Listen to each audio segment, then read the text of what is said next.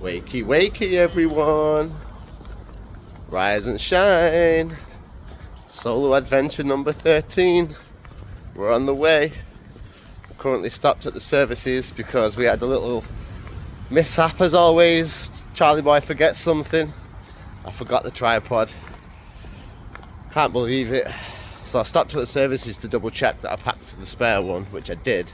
It's not the best, so the footage is probably going to be a bit shaky and a bit wonky on this trip, but it's the best I can do. There was no turning back. So I'm about to get back to the car. So we've got about another 100 miles to go, maybe 2 hours, and then we should be there. Hopefully 6:30 AM is the target time. Fingers crossed. I'll catch up with you all when we get there.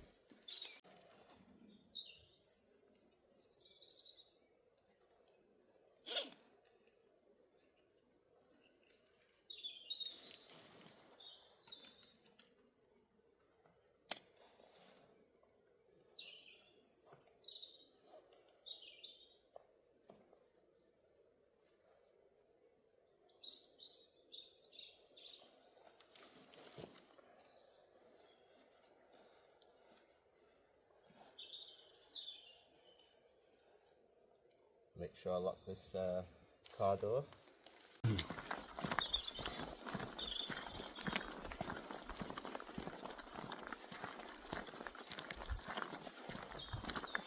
Welcome back, everybody. Solo adventure number 13. Andreen, Chili, Sophie, Mark, Tommy, Levi, most importantly, and the newest member of the Rabless Ramblers, D, if you're out there watching. Hey to everyone.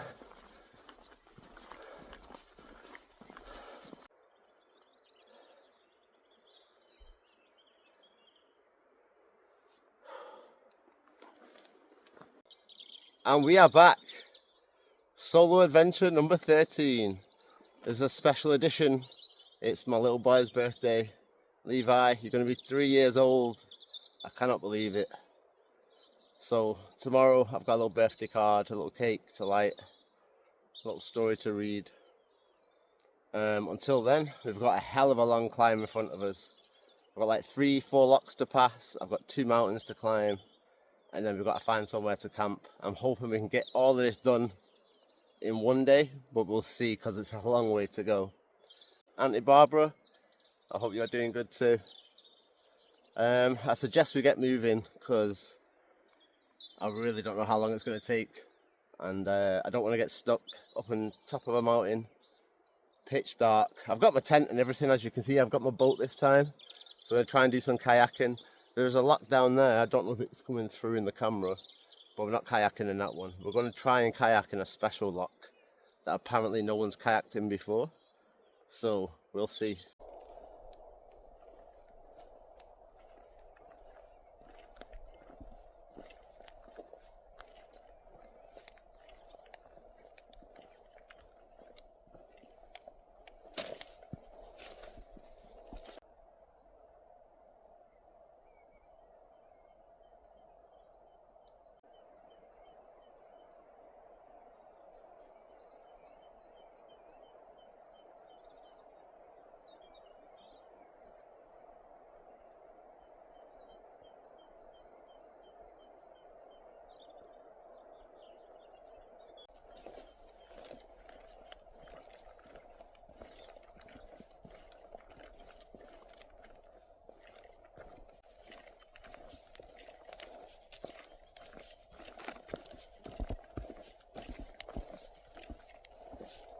Well, that was fun. I started off by going the completely wrong direction. Typical me. Forgot my tripod, go the wrong way. What a way to start the day. We're going the right way now though, don't worry. We're not going to get lost. Hopefully, it says. Such a nice day though. Perfect day for it. I'm hoping the sun comes out in a little while. No guarantees though. But you never know. Fingers crossed.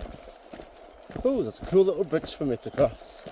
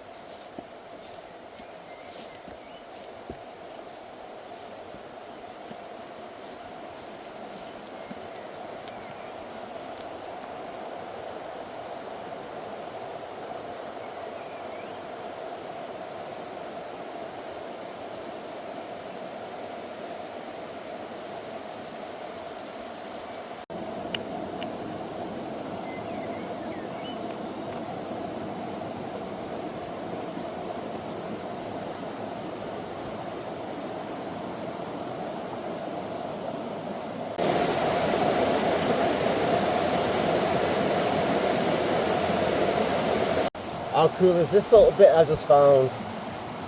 Little mini waterfall down here.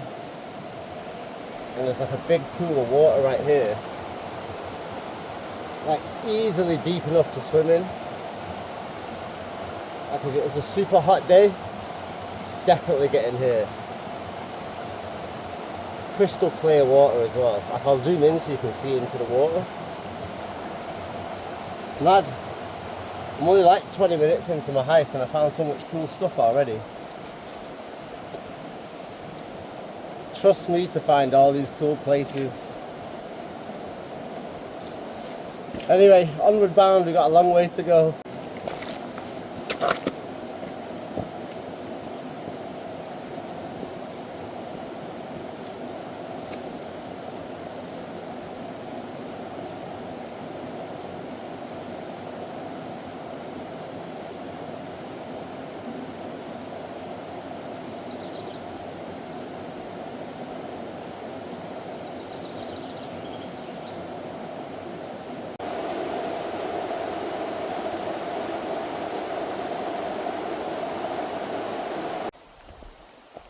Some funky looking tree.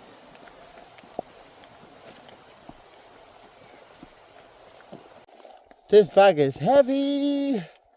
For those who are interested, 17.2 kilos the backpack. It's a little bit lighter than last time, but still very heavy. I'm starting to go up the mountains now.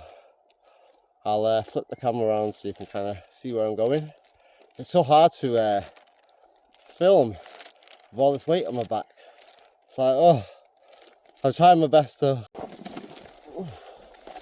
Oh, I'm feeling it already.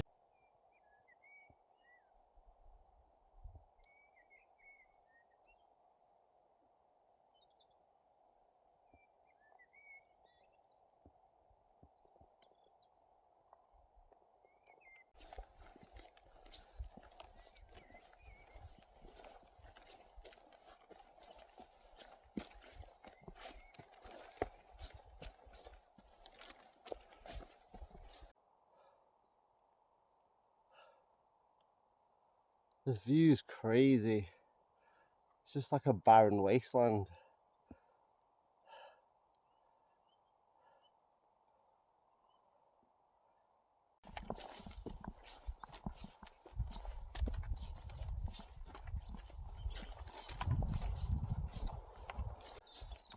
I think we'll have a little rest at the top of this hill here. I'm absolutely shattered. I'm about 1 mile in. Only about 10 more miles to go.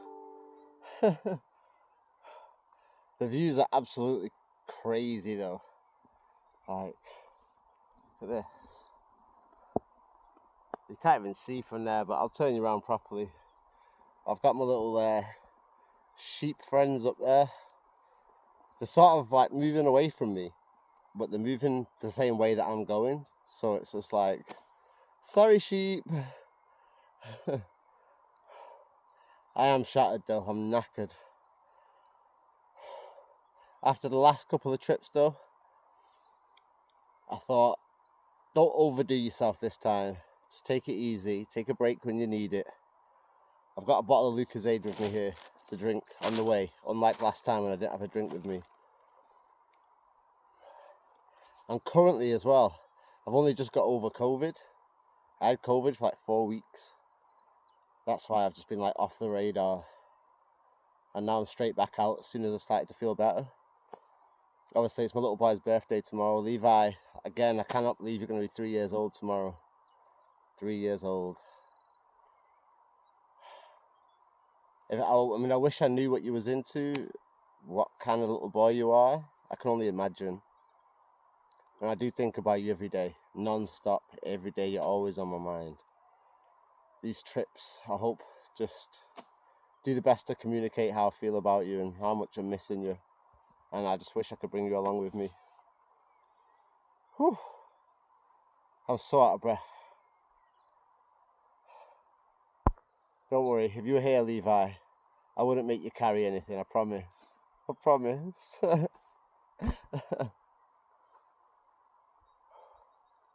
Right, enough chit chat, we need to get going. I'll flip the camera around and show you like what I can see. Down actually in the lock, down at the bottom there, I can see like a little island in the middle. It's like, ooh. I wouldn't mind camping on there either. There's all these things I have to keep remembering to come back next time and do things differently. So this is like another trip where I think once we get to the main lock and I've done my kayaking, next time if I come back here, I won't bring the boat so that I can explore properly with like less weight and not so much of an issue. Over here, you can see where it was probably all forest before, but it's just all been deforested. And if you look in the distance over there, right in the middle of the lock, you can see that little, looks like a giant tree, but it's just like a pile of trees in the middle of the lock. It's mad. Such a nice view though.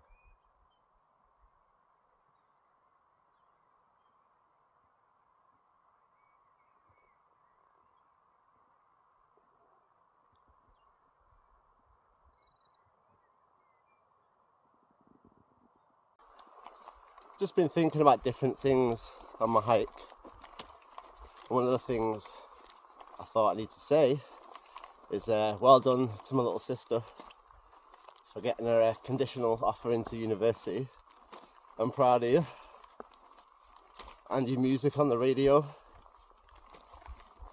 5:55, I believe, is your time slot. Congratulations on that. Well done again. I remember the first time I went on the radio. Oh, I was so scared. I was literally like knees shaking. But I loved it. It was a great experience. It would seem as though for now I need to follow this wall. It sort of goes all the way up into the mountains over there. But at least I've got a clear path to follow. Another cool lonely tree. I always find these cool random trees just dotted around in the middle of nowhere. It's mad. Obviously it's bare, but as we're coming to the end of winter now, that'll soon spring up with some leaves. Not quite pretty, nice little place to camp to be fair, just right under the tree.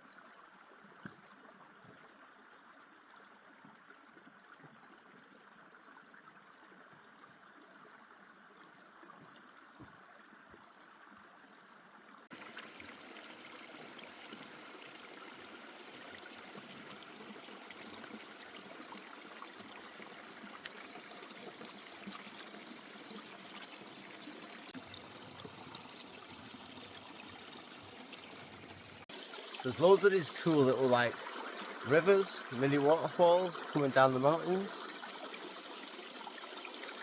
Definitely no shortage of water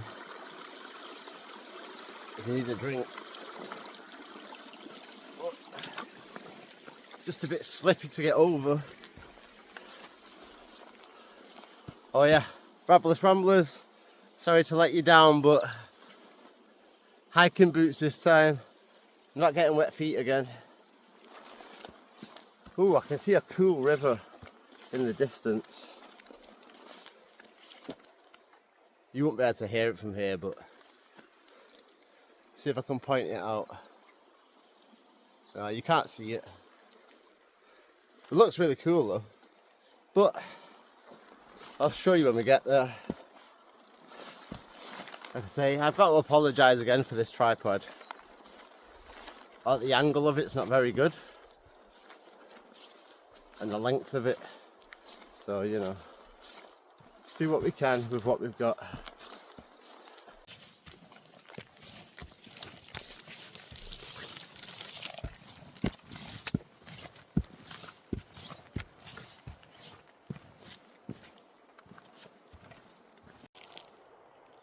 My little sheep friend's just chilling. Oh, I'm sorry, pal. I think he's a bit moody with me. I think I'll leave the little sheeps alone, snorting and sniffing at me. Or gonna knock me over with my back's turned. I'll just be like, da da da da da, straight on my back.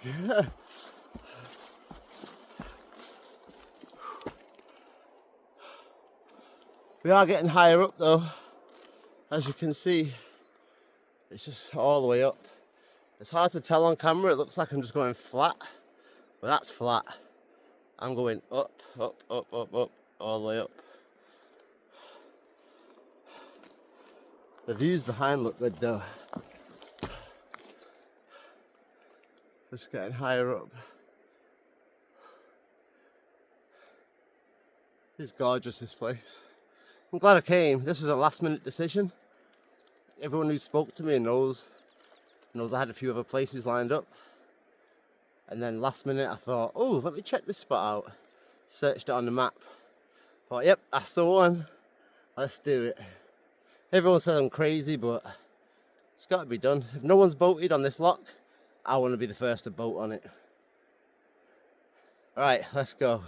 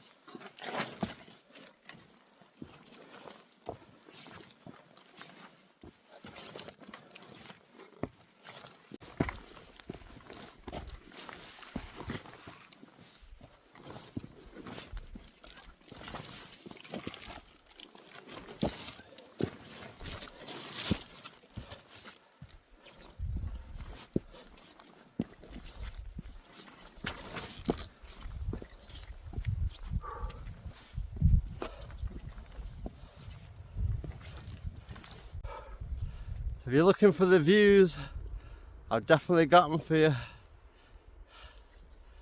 Nothing but mountains and oblivion.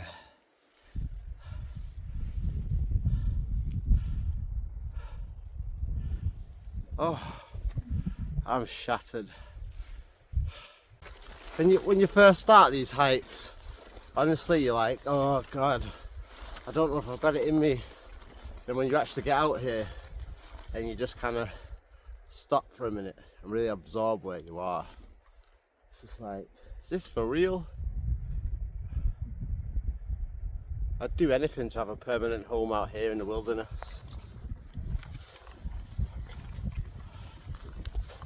It's just so peaceful, so serene. Oh, I'm going in the sludge. Gotta try and look for like any rocks or hard patches you can find.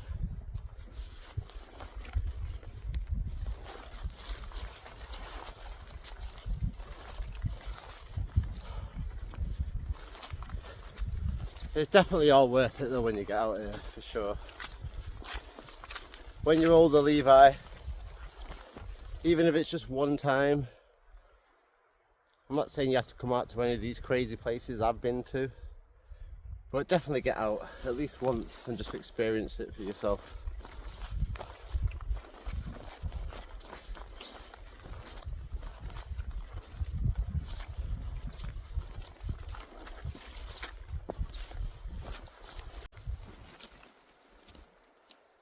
It looks so crazy with all the grass being so white, yellowy, like a blondie, yellowy white. It almost looks like fur or something. It's mad.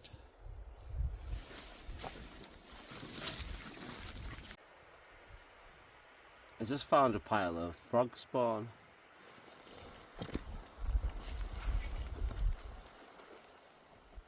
I think it's frog spawn anyway. Kind of what it reminds me of. Mad.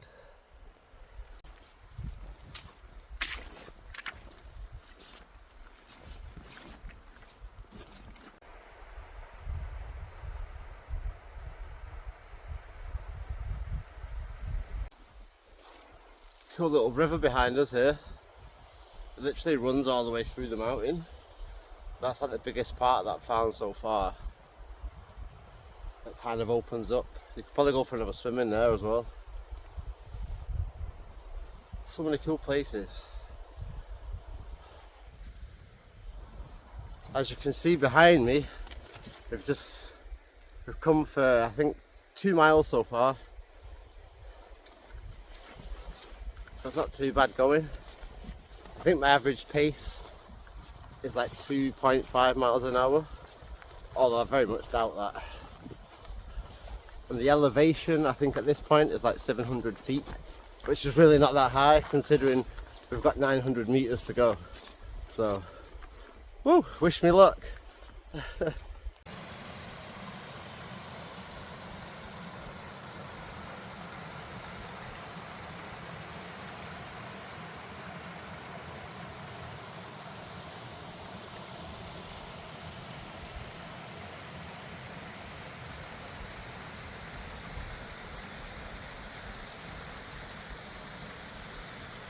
Perfect time to stop and take a break next to this river. It's actually 2 rivers that kind of join in and then lead into one. It's pretty mad. If you needed any water, there's plenty of it.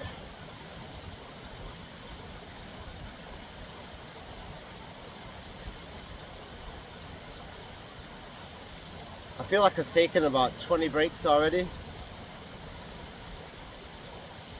But I need them, to be honest. If I don't keep taking these breaks, I'm never going to make it. And you know what I did forget as well? I forgot my gloves. I left them in the car as I was getting stuff organised. And one of my power banks, I pulled it out just in case my phones need power. Left it in the car. It's like, what an idiot. I forgot my power bank, my gloves, and my tripod on this trip. But don't worry, Chili, if you're out there watching, I remembered my utensils. I've got my little tweezers, my tongs, sorry. I've got my spork, I've got my saw, my cup. Oh, and I remembered as well, because I brought a little chocolate muffin for my little boy, like his birthday cake. And I was thinking, oh, how can I carry it without crushing it? And I realised I can put it inside my coffee pot, put a lid on it, and it's like metal, so it's not going to get crushed. And hey, sorted that plan out. To be honest, I'm just sat here waffling because it's my way of stalling and not walking. I've got to go up in between that ridge and then over there into the distance. So I've still got a ways to go yet. My main goal right now is to get to the lock that we want to go on a little boating experience on. Once I get there and I get the boat unpacked, have a paddle, I'll feel like I've achieved something for the day. And then I'll make a decision as to how much further we're going to go. Either stop there, camp for the night, or continue on to the top of the mountain, then to the second mountain, and then down into the woods. Because I really want to camp in the forest. I don't want to camp out in the open land, because I really want a campfire. But if I don't stop talking, we're not going to get there, are we? I'll shut up talking for now and just bring you back as and when I can.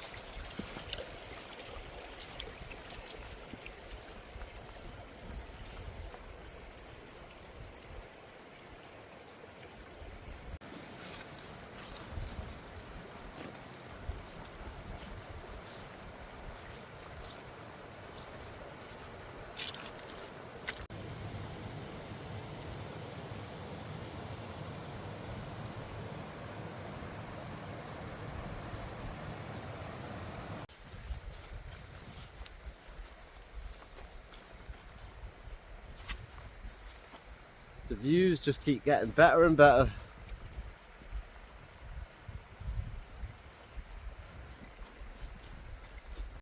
I feel like if I go any further, I'm going to drop off the end of the world.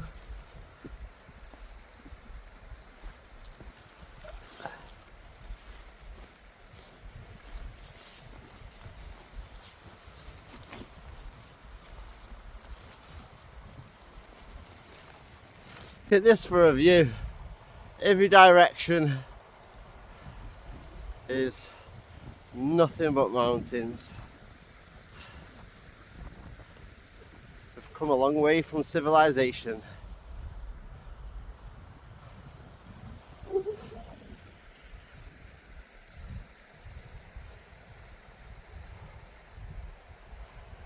The river looks so cool.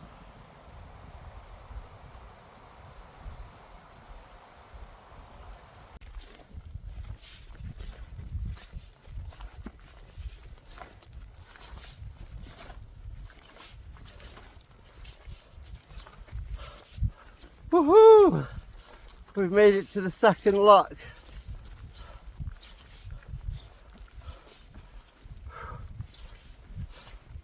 It's quite a big one, this actually. It's bigger than I thought. Actually leads all the way over there. So yeah, imagine that. A lock right up in the mountains. How cool is that?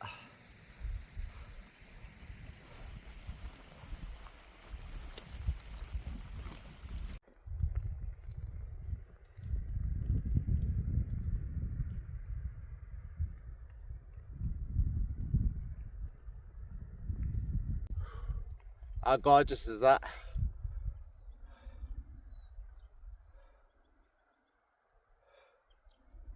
Woo.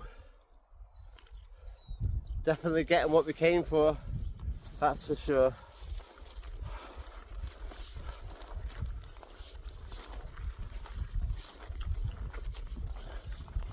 It's just depressing that I don't have the proper tripod. It's really like making it difficult to film. This tripod stick's so wobbly. It's like wobbling up and down, left and right.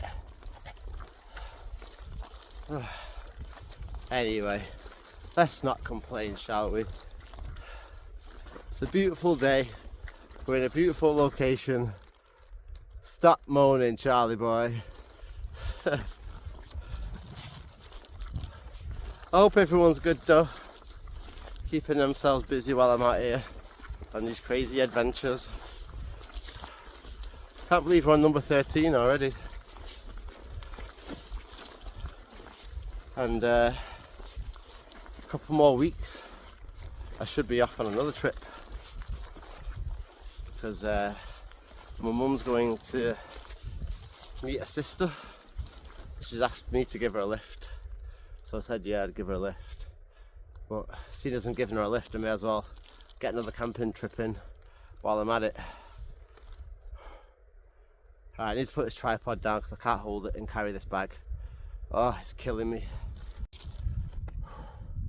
I'm not gonna lie to you, part of me wants to take this boat and just bloody toss it into the forbidden lands. Oh, it's killing my back. It's so friggin' heavy. I just want to rip it off and throw it away. My feet are soaked, absolutely soaking wet all the way through to the socks, even with my hiking boots on. I'm only 2.5 miles in. Soaked.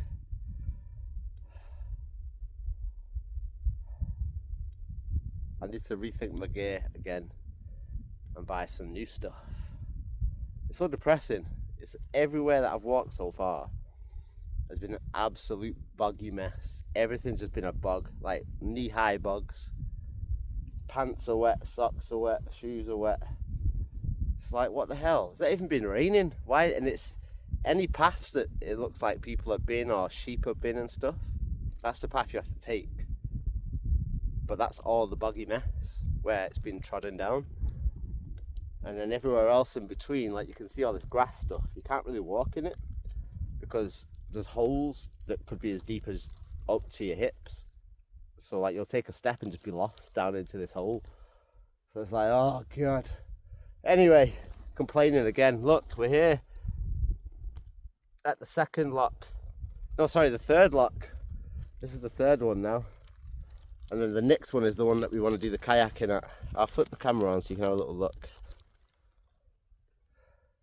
So we came from down there. Obviously we've come all the way up. And here's the third lock. You can't really see it from where I'm stood because we're at the wrong angle. If I had the other tripod with me, I'd be able to raise it up and you'd be able to see, but you know, typical me, forget everything. What can I say? I'm useless. I try my best. Alright, onward bound through these boggy pits. Oh. My back, my shoulders, my neck. There we go, I've just gone into another boggy pit. Again. I can't really show you on camera because it doesn't show up. If you see, like, look. That's what I mean, I'm walking in this. It's just nothing but watery mess. I don't half put myself through some craziness, don't I?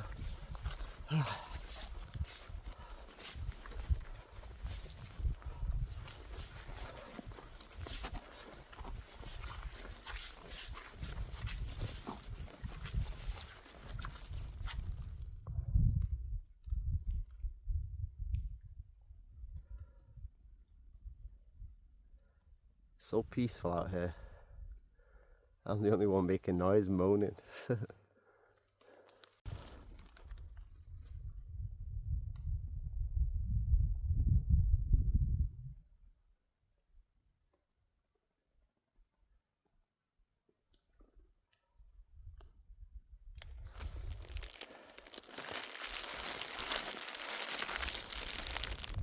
If you're wondering why I'm not filming too much on this trip, honestly, I can't hold this backpack anymore and hold the tripod.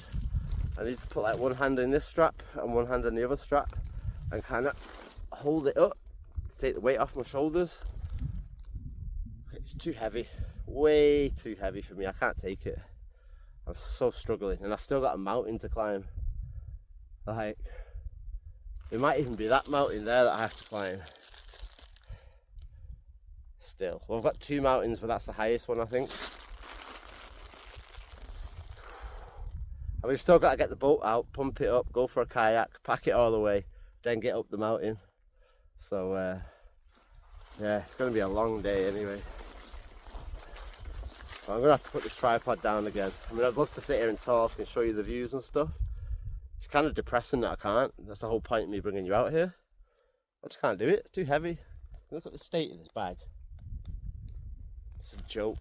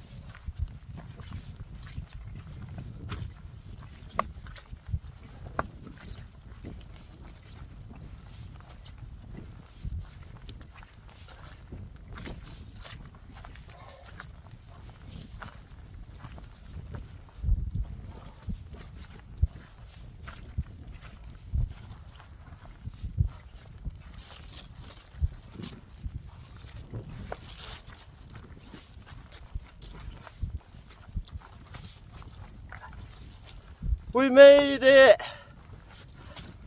The final lock. Crazy high in the mountains.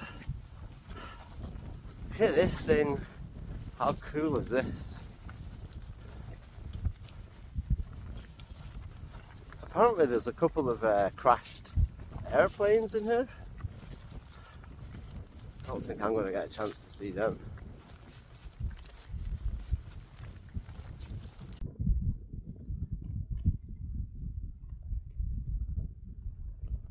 We made it, everyone!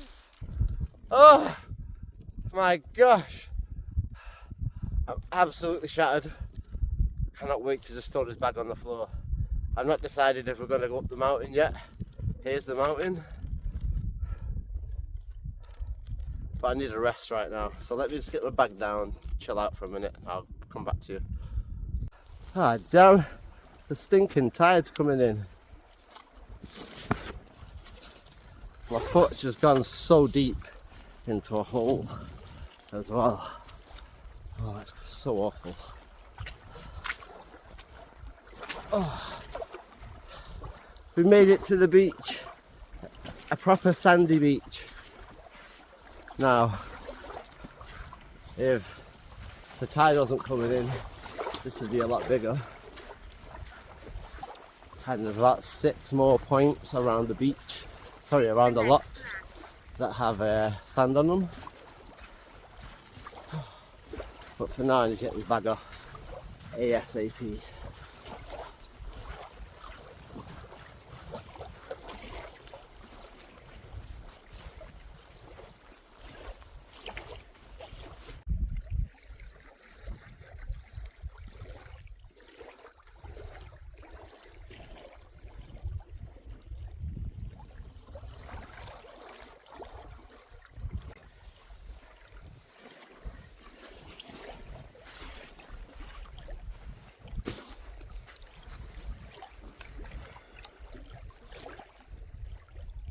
I cannot tell you how glad I am to have made it here. So many points throughout this hike, I felt like I wasn't going to do it. I actually sat down for 10 minutes earlier and I nodded off for about 5 minutes.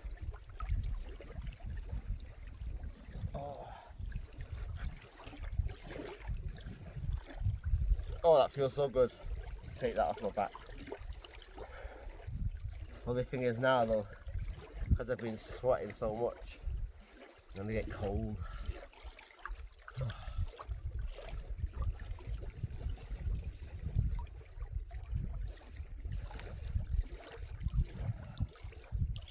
Yeah, I'm gonna give myself a rest for 5 minutes. I can see the other sandy beach over there actually. I can see it from here. What I'm gonna do is just chill out for 5 minutes, catch my breath, and I'll start getting this boat unpacked and stuff. So just bear with me for now. Let me calm down and relax.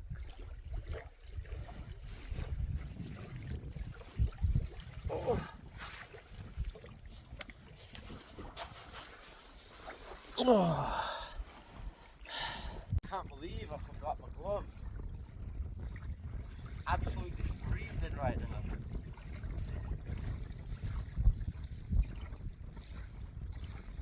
Let's see if I can actually get this boat to blow up then, shall we? Been a while since I've used this thing.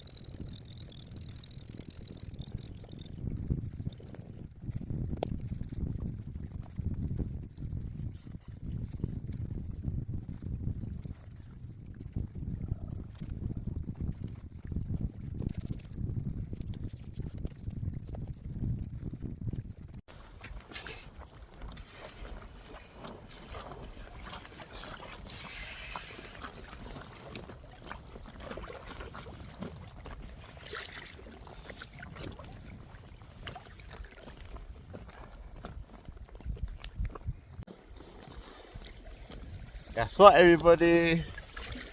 We made it! Out in the boat. I've left all my gear on the beach somewhere over there.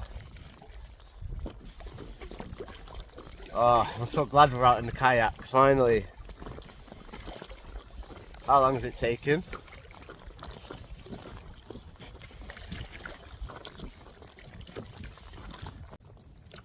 It's going to be a bit wonky, unfortunately, people.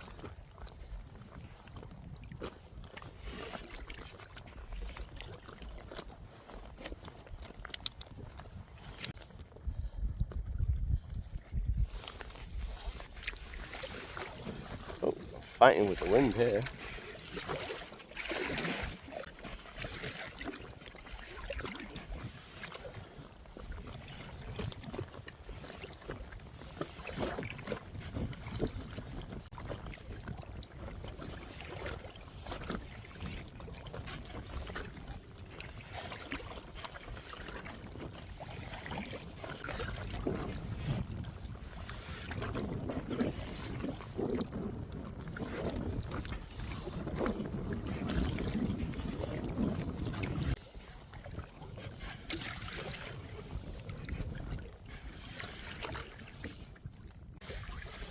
Just getting blown around everywhere.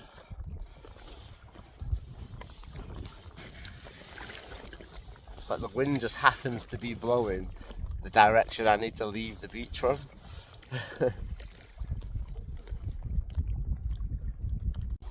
It's cool, it's so cool being out here. I'm trying to get round to the edge, but it's just blowing me back. I feel like I'm paddling for nothing.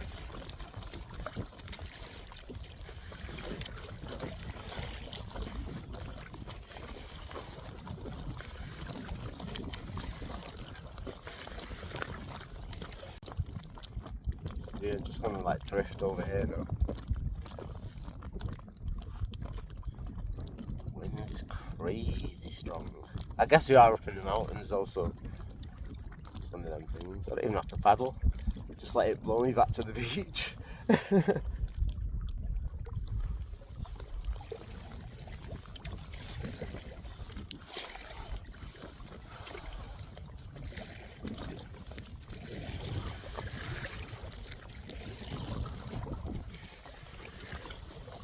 We're just gonna have to get back in.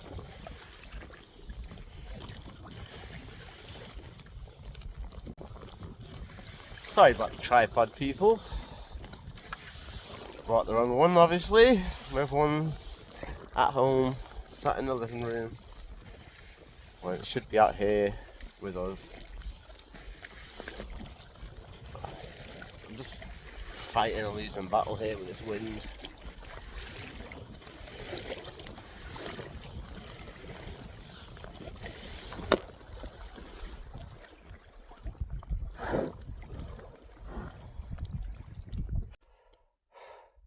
I feel like I'm going to pass out, man.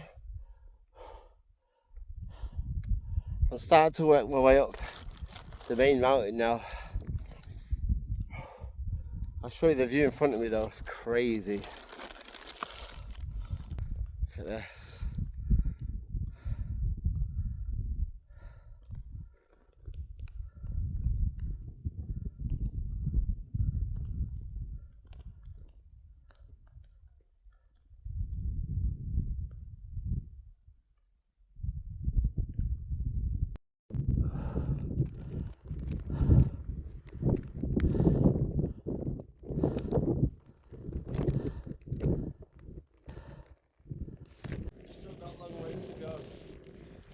Get to the top of this mountain here, work our way across, and then up that mountain, and then work our way down into the valley, down into the forest, and we can set up. Here we go.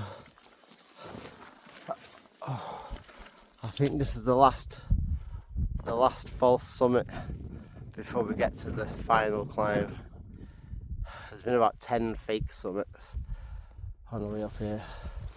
I'm hoping this is the final one.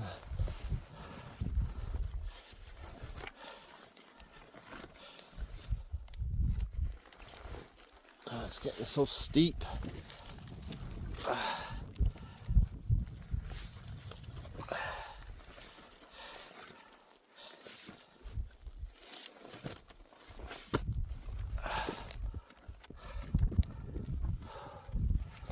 Please be the final one.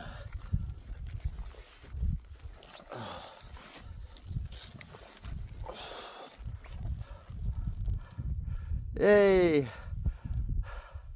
There's the top.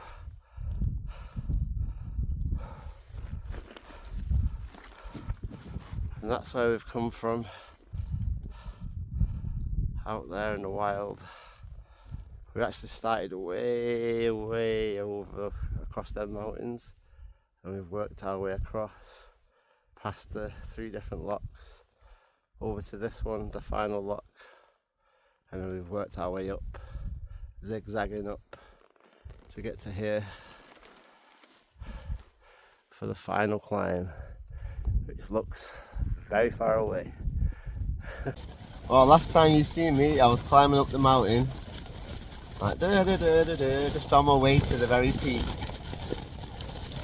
My body gave in on me. I was so shattered. My legs, my back, everything. I just thought, right, I'm not doing it anymore.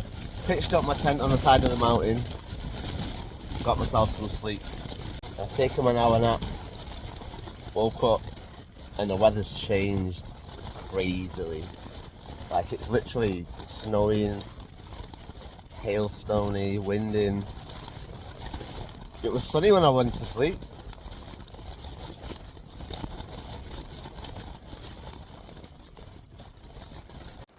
We're so close to the top. We're up in the clouds now. Not much for you to see.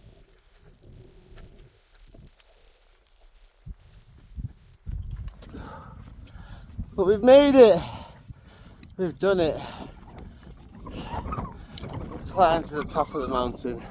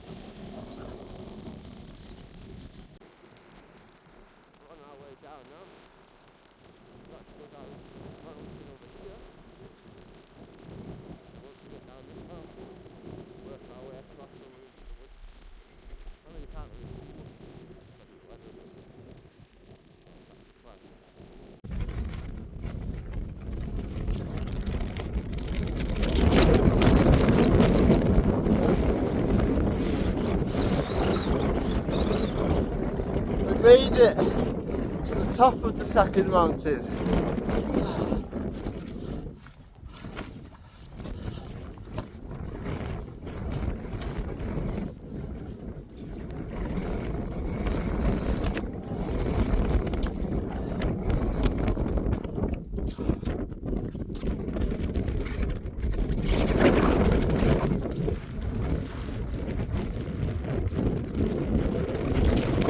Down there, zigzag all the way up there, to this one. We were down there.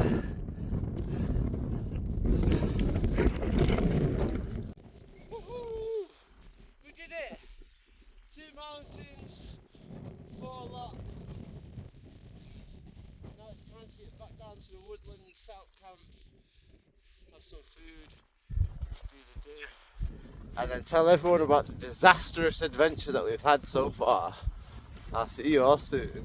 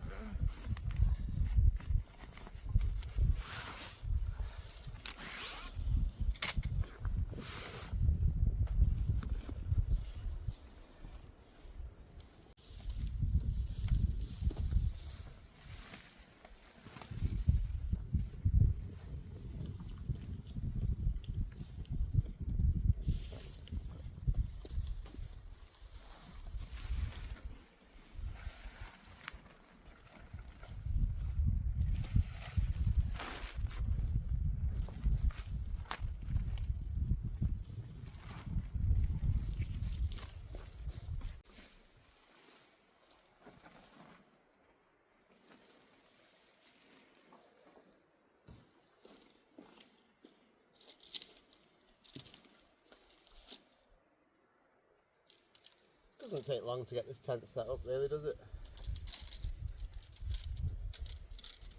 We've all seen it 1,000 times. I don't even need to... Honestly, don't think I need to fast forward.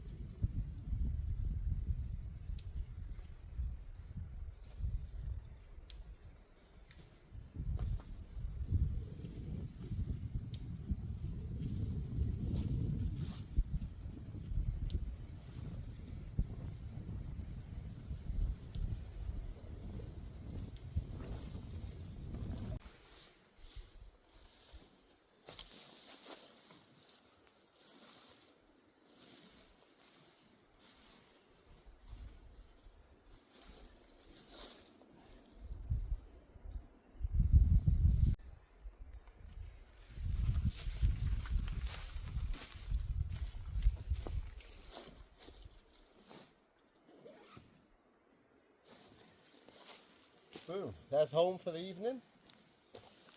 Well, there's my tent set up for the night. Obviously I need to put my bits and bobs in it. Oh yeah, sorted.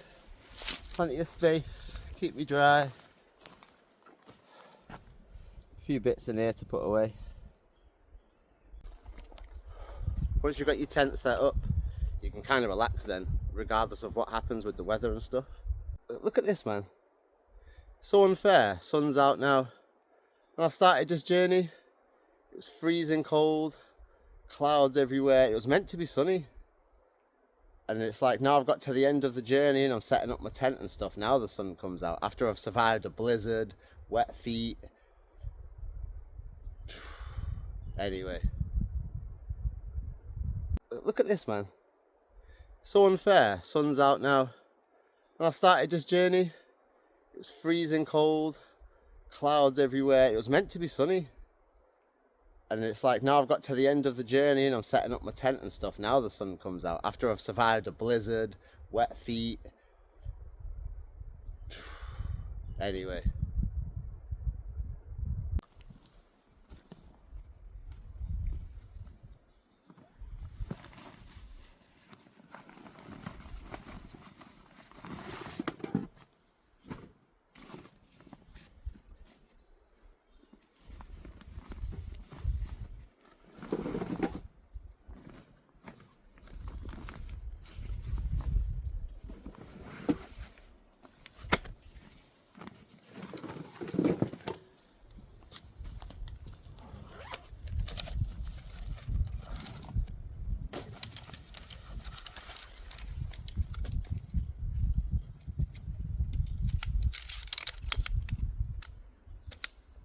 Tell you what, I cannot wait to sit down in this chair. My back is aching so much. My own fault for carrying a heavy load, but still, I'm allowed to complain.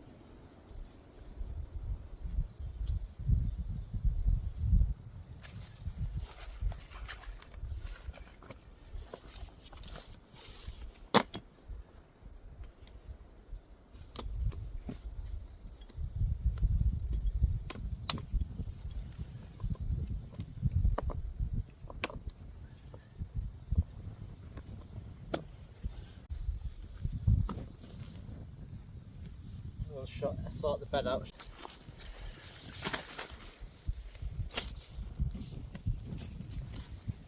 Oh, let's sort this bed out. So, I don't know if you remember on my last trip, but the airbed sprung a leak. Now I did try and seal the leak up. I went a bit over the top with it, I'm not going to lie. But then when I tested it at home, it still seemed to leak a little bit, but not out of the same hole. And for the life of me, I've tried in the bath multiple times, in the lock, and I can't find any more holes. So I really don't know what's up with the bed. I mean, that's the patch that I did. You can see I made a mess of it. Put way too much glue on. The actual hole's only there.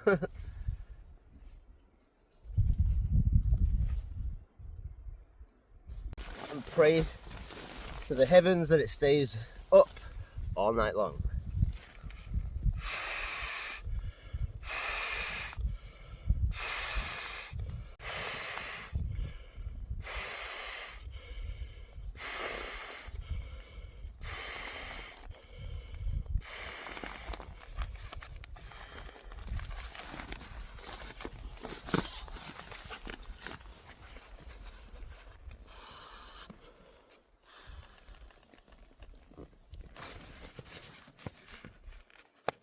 Like fully overinflated it there. So we'll see if it lasts.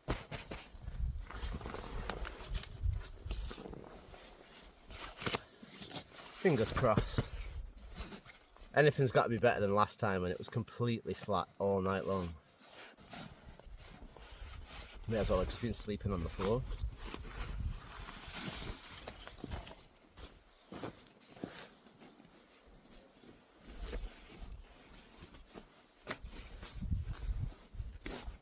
Let that do its thing and puff up a bit. Wakey wakey sleeping bag.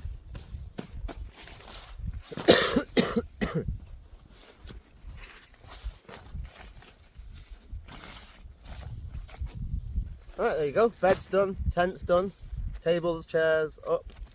Now it's just time to gather wood. Make sure I've got everything ready for the fire and just chill out for a bit really, because I really deserve it. I think it's been such a long day. Yeah, so what I need to do right now is see if I can get a signal somewhere. God knows where I'm going to get a signal, but I need to try and get one and see if I can get in contact with my mum, because she's probably thinking I'm dead right now. Not spoke to her on this whole journey. Right, I'll come back to you in a little while when we're having something to eat and chilling and stuff. Just been going for a little wander. There's so many cool little sights to see. Got to try and watch my batteries though. I'm running low. But we need to get back to the tent and start gathering some wood now for the fire tonight. There's plenty of wood around though. So we're not short of supplies, that's for sure. Be able to have a nice toasty fire tonight. I spoke to my mum, caught up with her. So mum, if you're out there watching, we've spoke at this point. Thanks for looking after Fluff for me, taking care of the house. And my little sister, if you're out there watching, I hope you get better soon. I know you're full of the flu that I had. It took me nearly 4 weeks to get over that. Absolutely awful. So yeah, stay in bed, drink plenty of fluids, keep warm, you'll be alright, just rest up. But for now, I need to go get this wood. Oh, it looks so pretty on the other side with the sun shining on the mountains. Right, let me get this wood sorted and then we'll come back.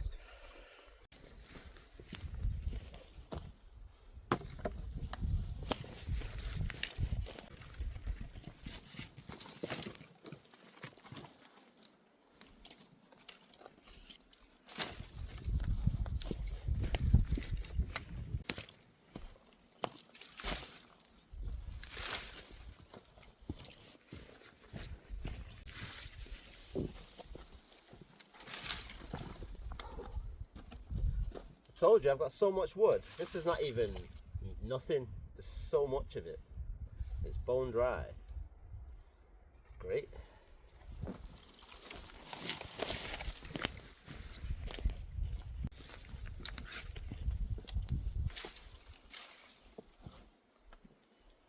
try and find some bigger bits now.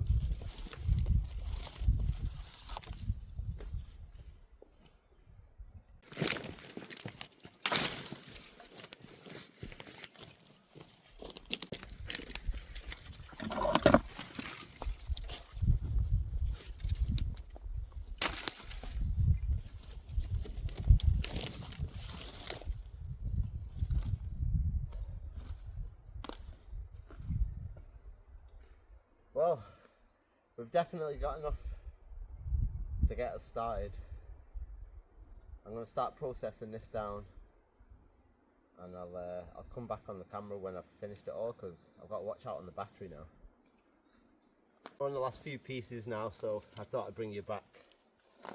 And I was thinking about a few things as well, like seeing as we're the Rabless Ramblers, generally don't like to give advice when it comes to camping, because I really feel like camping is based off instinct, trial and error. You live and you learn. That's the best way to go camping. You can watch all these people on YouTube, like we say, selling you all the rubbish that you don't need, giving you advice, telling you how to tie a knot, blah blah blah.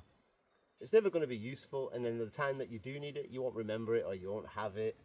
So it's best to just go out there, experience it for yourself. The mistakes you make, next time you go out, you'll learn from them and you won't do them again. Like, I've done it 100 times. You've seen me on the channel make so many mistakes. But when it comes to firewood, I thought, you know what? I'm going to try and give a little bit of advice, or my version of advice on firewood. Because I've seen so many people not able to light fires. And somewhere like this, you think, oh, it looks beautiful, it's nice, it's a sunny day. But when it gets to night time, the temperature will soon drop down and you'll be freezing. And everybody collects a little bit of firewood, thinks it's enough or it's wet, blah, blah, blah. But you know, I'll talk more about it in a minute. Just let me get through this wood and then I'll tell you what I mean.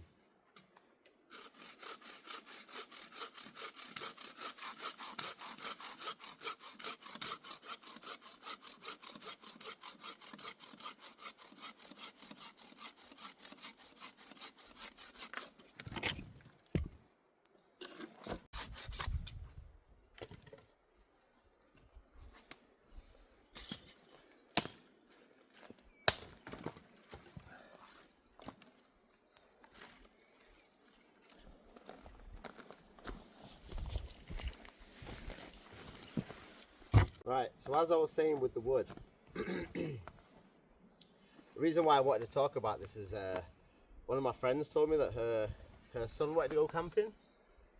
Obviously not till summertime, but I thought, oh, they've never been camping before and they're going to want a fire, which most people will probably do on the first camping trip. I figured this would be a good time to let everybody know, like, my version of the tips for a fire. And generally I would have 2 piles of firewood. So I have my small stuff and then I have my big stuff. The small stuff is to get the fire going. Big stuff is to keep the fire going. Generally, I would say when you're collecting wood, however much you've collected, probably double it or triple it. Because I can promise you, however much you get at first, it's going to be nowhere near enough. My general rule is that first pile you build will probably last 45 minutes to an hour. You'll be surprised how quick it burns through. So you need to at least triple it. If you're looking for a 2-3 hour fire, you need a lot of wood. And then secondly, like with this wood here, it's a good example of thick stuff, thin stuff. So you might look at this and think, oh, that's only thin. That's no good for lighting a fire. This is too thick. What you want, is my favorite kind of wood, is this stuff here. So you snap off the ends like this. You have to make sure it's dry as well. Like this wood here is always dry, it's really good.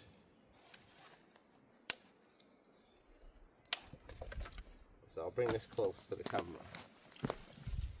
Essentially this is your thin stuff. Really thin. Essentially you're trying to build like a bird's nest, because this will light really easily.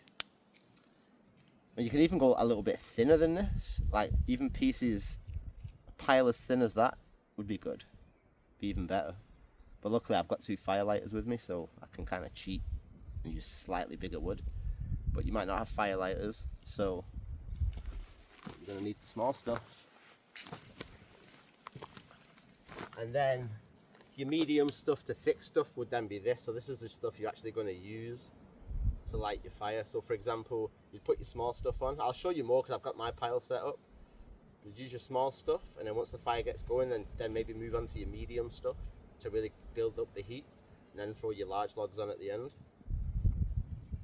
And there's other kinds of wood, like you make sure your wood, like my trick with wood, to see if the wood is dry, if you tap it together, like,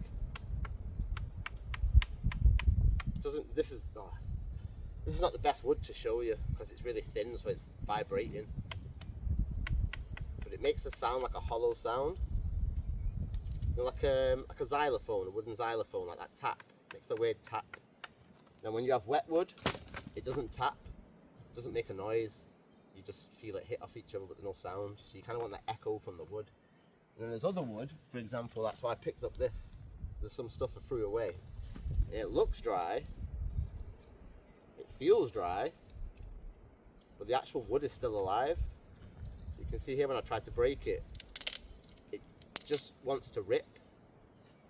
Like, this is still alive, so I wouldn't even try burning this. And if you had a super large fire, yeah, you could throw it on and it probably wouldn't matter. But generally, I wouldn't waste my time with this, just because it's going to slow you down. It's going to slow the fire down. And then one more thing, in terms of advice, when it comes to having your campfire, obviously you want your dry wood the most you can. And if you do have to burn wet wood, you kind of want to leave it till the fire's hot. And then also, wet wood, I'll give you an example.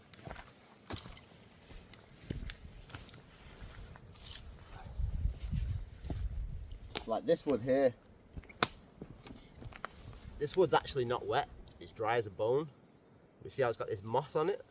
So the moss will burn, but it'll be really smoky, and so will the wet wood.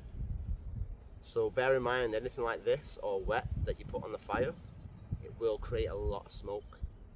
And whoever's sat around the fire, imagine there's 5 of you, but now I'm talking to you individually, I promise you, the smoke will just go towards you and suffocate you all night. No matter where you move around the fire, the smoke will follow you.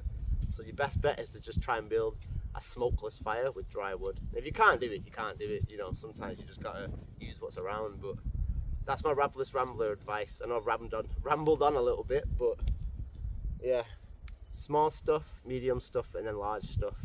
Now I've got my piles here, so I'll show you what I've organised. So this is what I've organised as my firewood pile.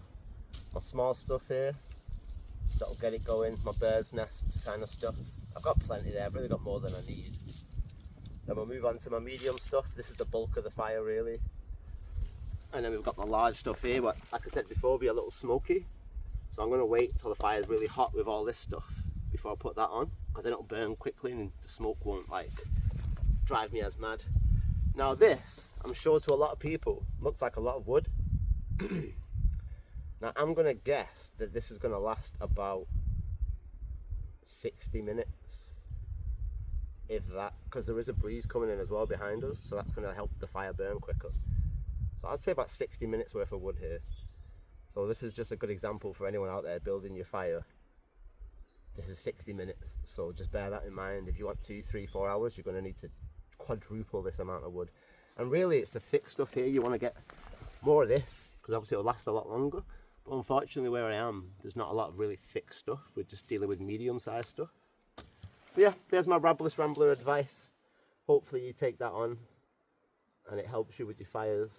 If it doesn't, it doesn't. But it does work. And you'll see me light the fire, so the proof is in the pudding, I guess.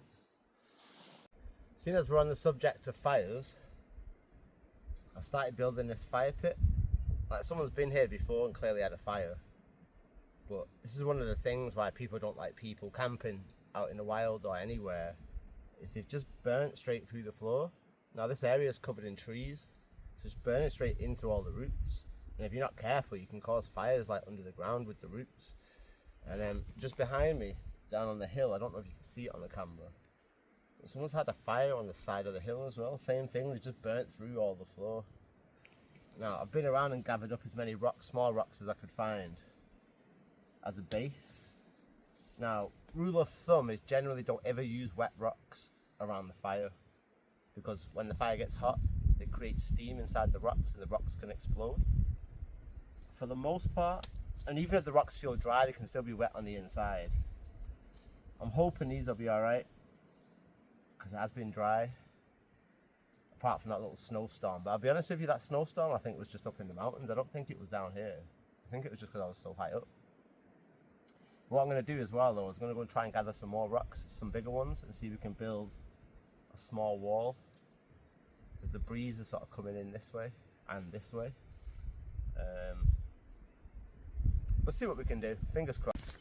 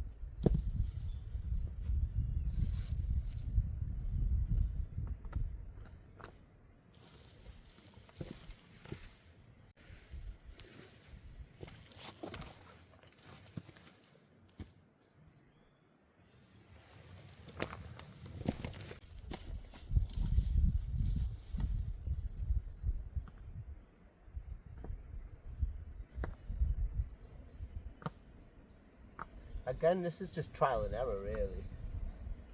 Trying to lock the stones into place. Egyptian style, trying to build these pyramids.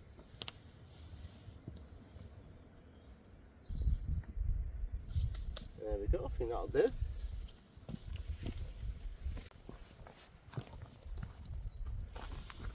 How's that for a little fire pit?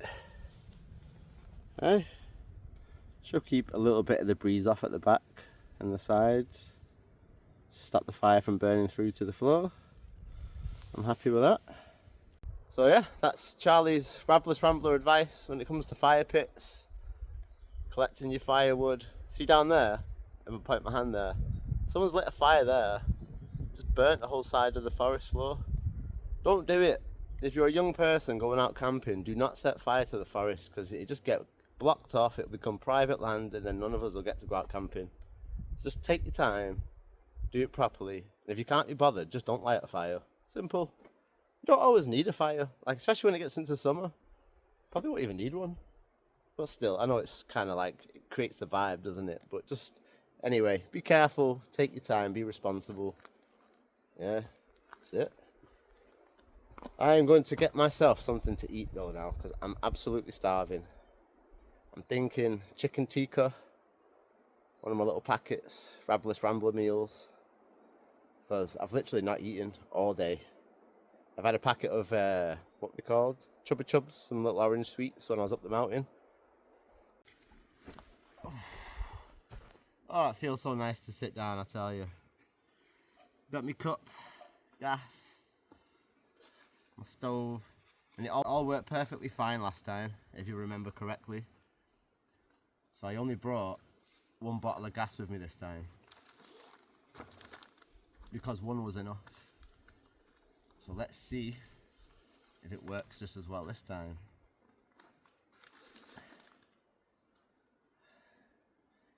One of the things I did forget to bring though was my little magnets to go on the can as a wind block with the tin foil. So we'll see how well it does in the wind. It's a little bit windy now. That's why I built the rock wall around the fire pit.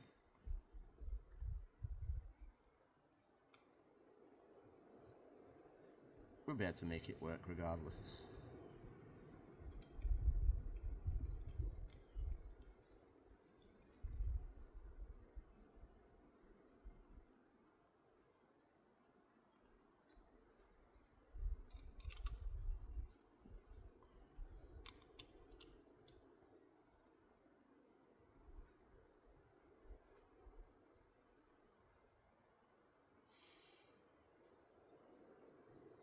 The gas is flowing.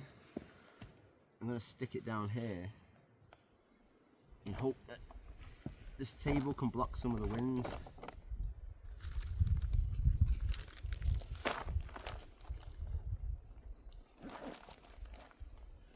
Tonight, audience, we are having Fray Bentos chicken tikka, Rabless Rambler style. Oh, I'm going to eat this so fast, you don't understand. Get all the food to the bottom.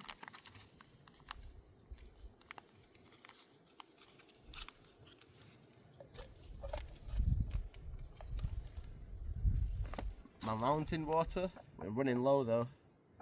Got enough for this and hopefully a hot chocolate. Now, I could go down to the lock and get some. But right now I just don't have the energy. Maybe after I've eaten, I'll probably feel a bit more rejuvenated. We'll get a refill. I'm definitely taking some home with me this time. I was thinking what I might do as well is start bottling it along with all my other stuff for the Rabless Rambler gear. What do you think of that idea?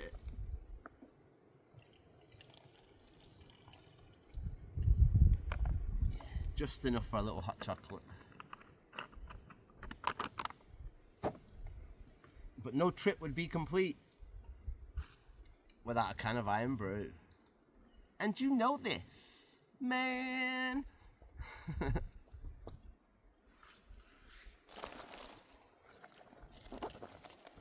Oh yeah, and for anybody, because it's one of the things that people don't like to talk about, hand wipes, toilet wipes, everything. Don't bring toilet roll out on a camping trip. Your wet wipes do everything. Clean your pans, clean your bum.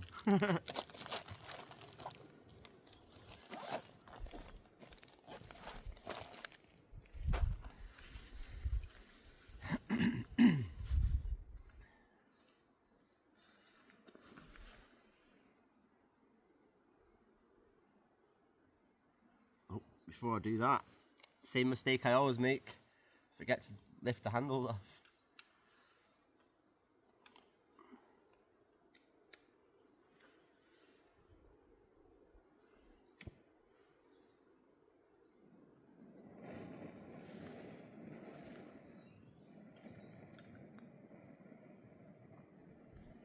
Hopefully it won't fall over like it did last time, because yes, I still haven't invested in the proper gas stoves.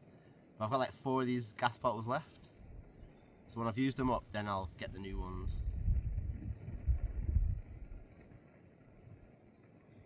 You know what I'm thinking? Maybe I could turn the table up on its side and use that as a wind block. Like this.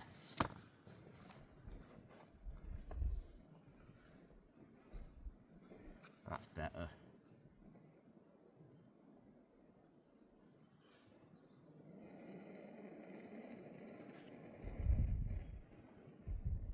I can't see the flame from here. You guys can see it better than me. I'm just waiting to see the bubbles forming in the top. The sun is going down now though. I don't know if you can even see me from there. I have to get my light out. Should I turn my light on? Oh, it's a little bit better, right? Hopefully you can see me now. I've not stuck it on the tripod. I will do when I finished eating this, so that light can shine down on me. Right now it's shining up, so it's not doing the best. Anyway, shut up Charlie boy. Eat your food. Well, hurry up and eat this food. I need a drink. That's all I was guzzling on the mountain hike, you know. It was just that plastic bottle of water. I kept refilling it on the hike and just, it's ice cold, fresh water. I just drank most of it before I got back down.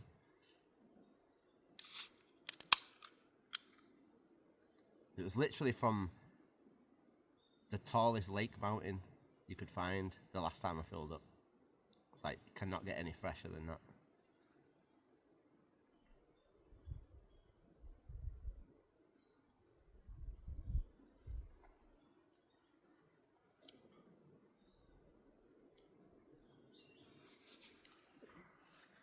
How's this doing? I don't know, but the heat off it feels nice.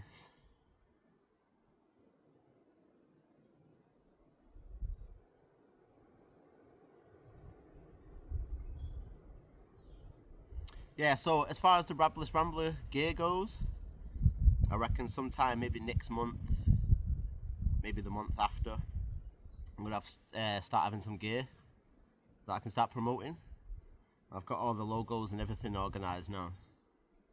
So get this channel promoted properly. Not everybody else's crap.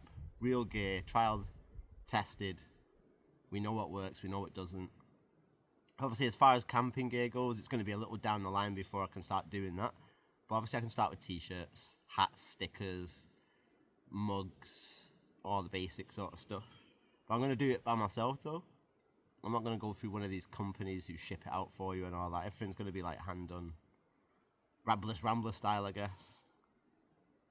Not cut any corners around here.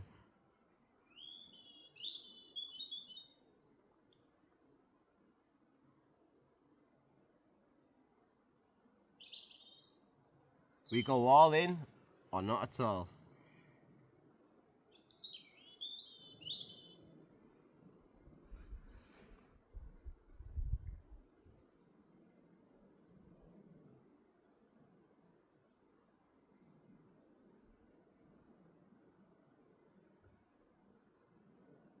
It doesn't help that the water I'm trying to boil was ice cold, you know.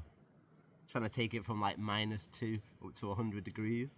It's not easy.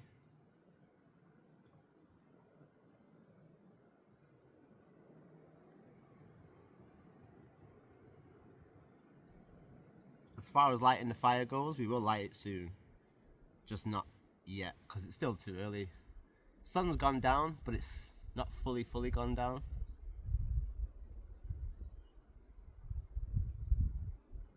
It's a little bit cloudy, which is a shame, because I want to try and take some pictures of the night sky. Learn how to use this expert raw mode.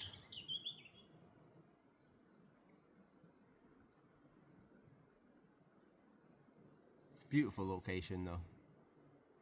Like all these places I come to, I do have them pinned on a map. So at some point, I guess when I'm older, or I don't know, maybe on my 100th video or something like that, I'll post them up online, like all the places I've actually been to. Maybe, we'll see, because like I say, I don't really want everyone else trampling all over the little secret spots I find here and there. And obviously people have been here before, so someone else has found it, but they clearly haven't advertised it either, so I'm not going to be stupid enough to do that. I mean, I reckon people from the country who sort of live out here respect it where they live, where they're from. It's just people who come from far and wide, from the city. They don't really have that same respect for the countryside and the outdoors that people from here do. So I do understand why they moan, like locals and stuff. You just have to separate yourself from the rest and be that one individual that does make a difference. Tidy up after yourself, not make a mess, put some rocks down around your fire. Take your rubbish with you as well. Don't ever leave your rubbish in the woods. There's nothing worse than coming out into the woods and just finding beer cans and empty wrappers and loaves of bread and stuff. It's so depressing.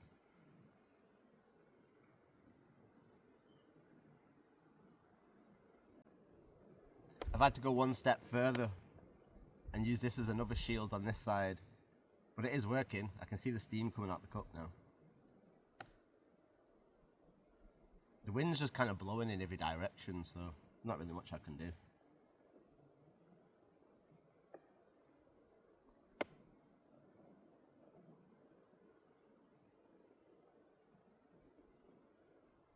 If I just took it off as soon as it's boiled, I'd take like one spoonful and it'd be freezing in the middle.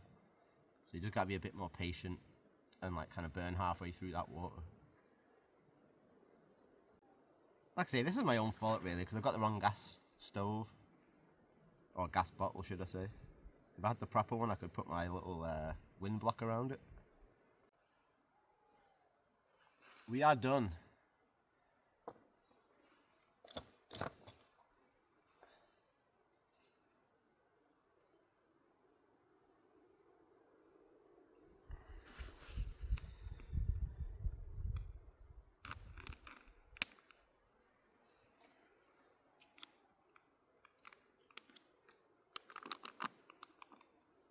Oh yes, that looks amazing. We have a little scoop.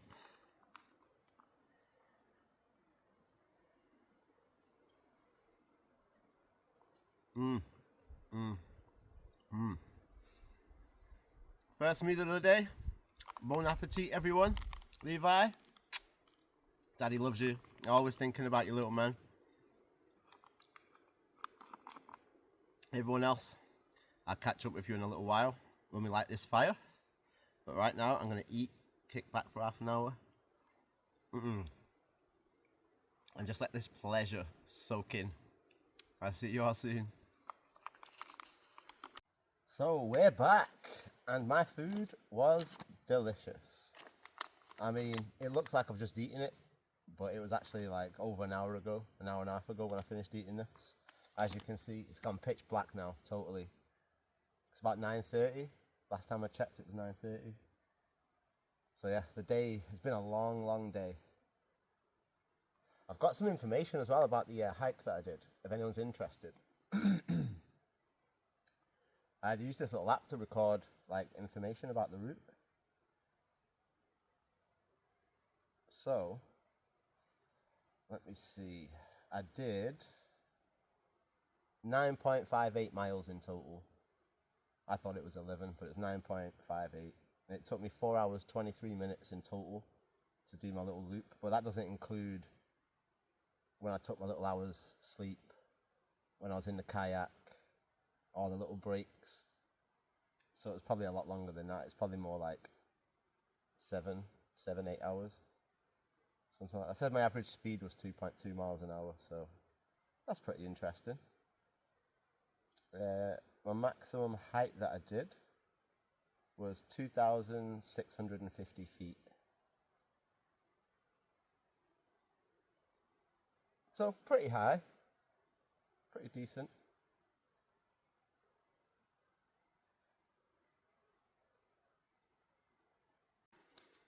Yeah, we've done enough chilling and chatting. And anyone that knows me as well knows I love my science and physics and astrology and everything, astronomy, whatever. So I was out trying to get some pictures of the stars, playing with that expert raw mode again. So I'll put a couple of pictures up that I've taken, like, in the video. They're not great. I'm just still learning everything, even the YouTubing, I'm still learning. But one thing I do know is without my proper tripod, it makes everything so much more difficult.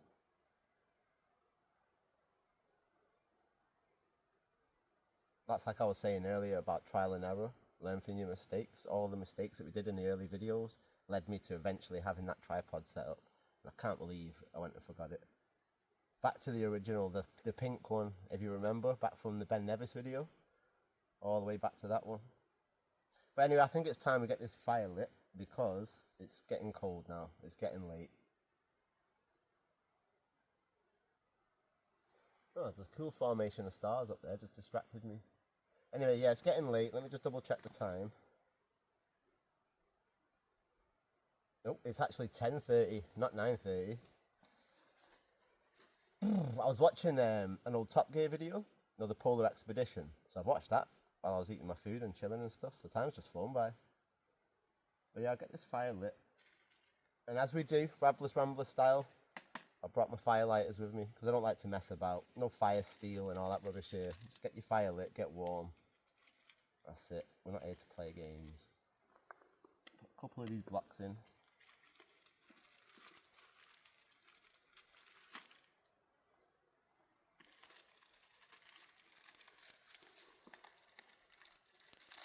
Might help if you open the packet properly. There we go. That's more than enough. I'll actually take 2 of those out.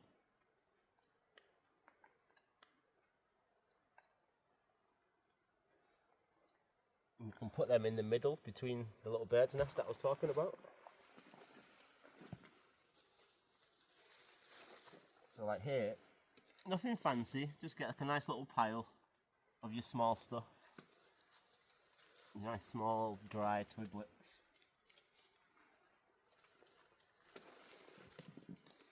Like this. And then what we'll do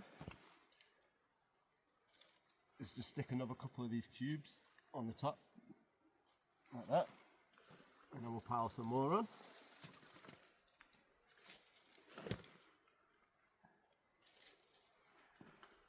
Well, we've got plenty of the small stuff, so we may as well use it. We won't be having a fire in the morning.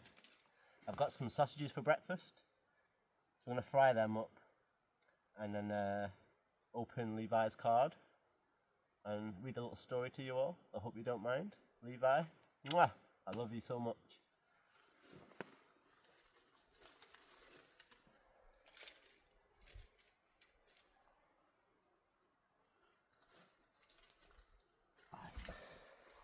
That'll do for now. Let's get it lit, shall we?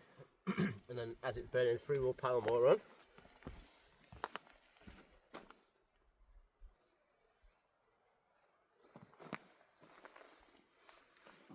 Just need to try and squeeze your hands in and reach into those fire blocks.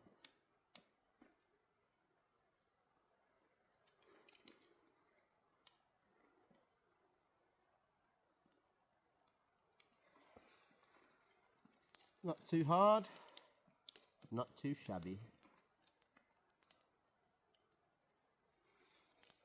There we go.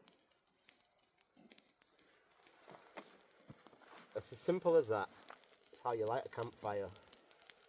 Start with your small stuff, work your way up to the big stuff.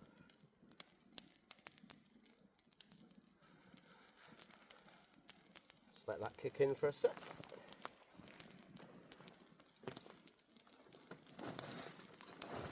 Still got loads of small stuff left. It's always good to have spare just in case it goes out, because sometimes your fires can go out. Put some of the medium stuff in there.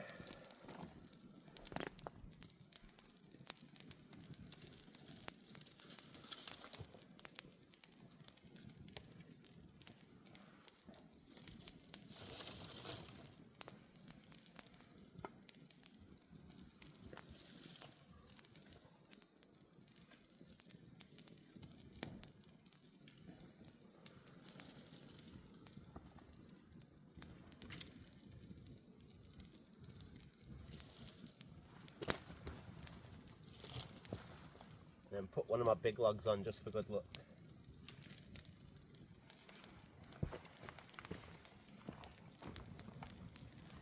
And there we have it. Oh, that feels so nice and warm. Nice toasty campfire. Just what the doctor ordered. I'm thinking as well, actually, we might read the story tonight around the fire. And we can just sing happy birthday for you, Levi, in the morning. But I guess with the fire and the mood, maybe it's a good time to read the story.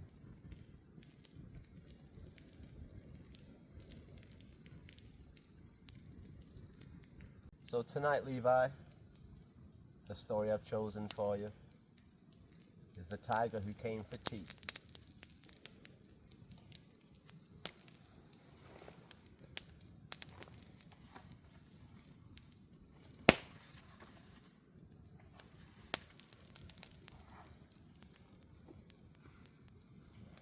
Should we read it together?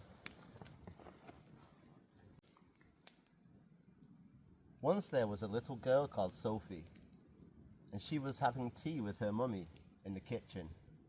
Suddenly, there was a ring at the door.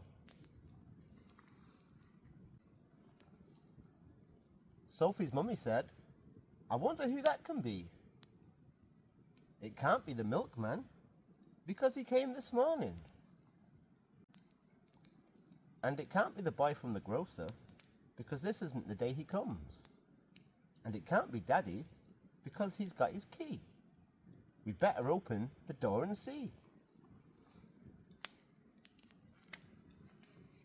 Sophie opened the door, and there was a big, furry, striped tiger. The tiger said, "Excuse me, but I'm very hungry. Do you think I could have some tea with you?" Sophie's mummy said, "Of course, come in." So the tiger came into the kitchen and sat down at the table.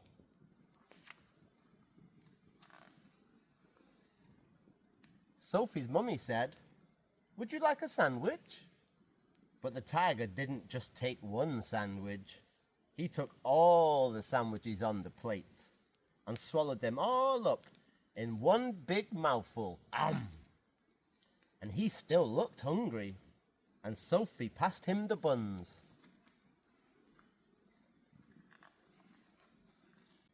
But again, the tiger didn't eat just one bun. He ate all the buns on the dish. And then he ate all the biscuits and all the cake, until there was nothing left to eat on the table. So Sophie's mummy said, "Would you like a drink?" And the tiger drank all the milk in the milk jug and all the tea in the teapot.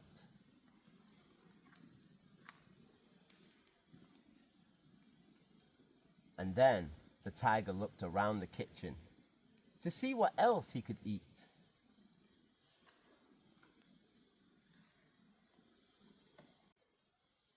He ate all the supper that was cooking in the saucepans and all the food from inside the fridge. All the packets and all the tins from inside the cupboard. He drank all the milk and all the orange juice and all of Daddy's beer and all the water from the tap.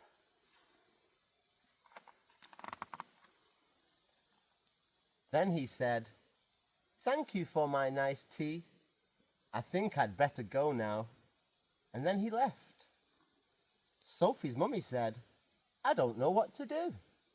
I've got nothing for Daddy's supper. The tiger has eaten everything."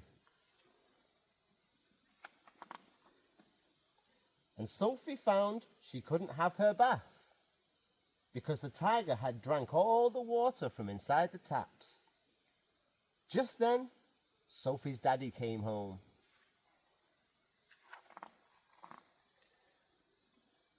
So Sophie and her mummy told him what had happened and how the tiger had eaten all the food and drunk all the drinks.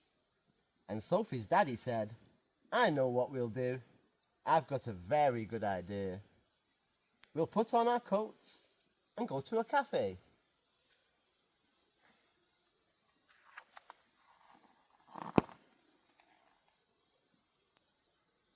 So they went out in the dark and all the street lamps were lit. and all the cars had their lights on, and they walked down the road to the cafe.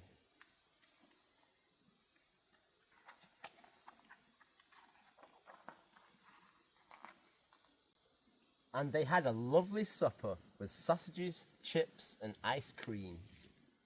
In the morning, Sophie and her mummy went shopping, and they bought lots more things to eat. And they also bought a very big tin of tiger food, just in case the tiger should ever come for tea again.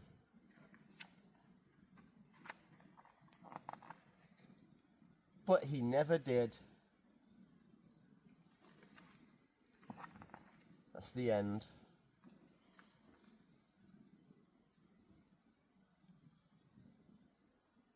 It's the best I can do, Levi.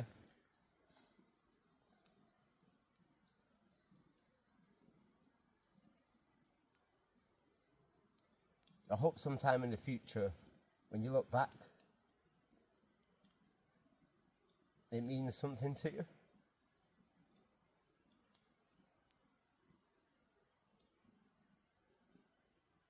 I do love you though, my little man. I love you so much. Don't ever forget that.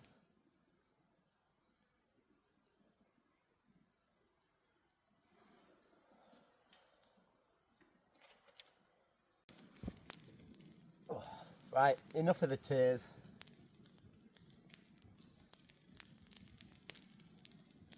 It's time to get on to other matters. I did write a couple of things down in my phone that I wanted to talk about, because I always forget stuff when I'm out on these trips. Nothing important or anything, like just a few little bits.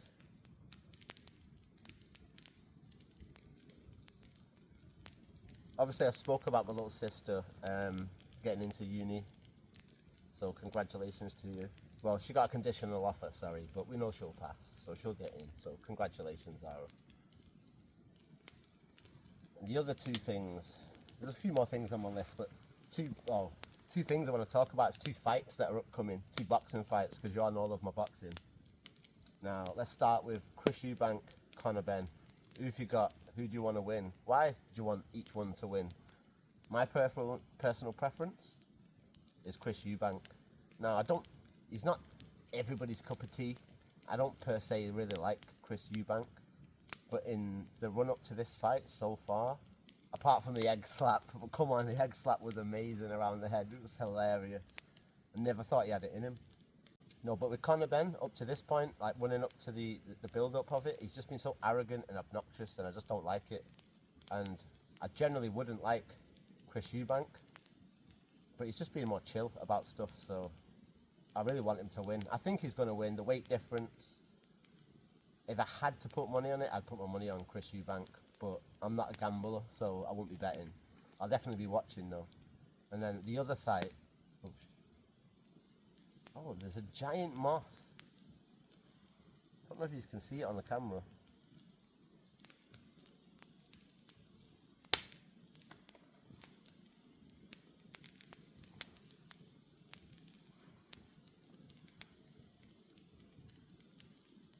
Ooh, that was a freaky looking moth, man. It was huge. It proper freaked me out. Oh, this fire is so toasty warm. The other thing that I want to talk about is Dave Allen versus Johnny Fisher. That's the next boxing match. Have anyone seen the last fight?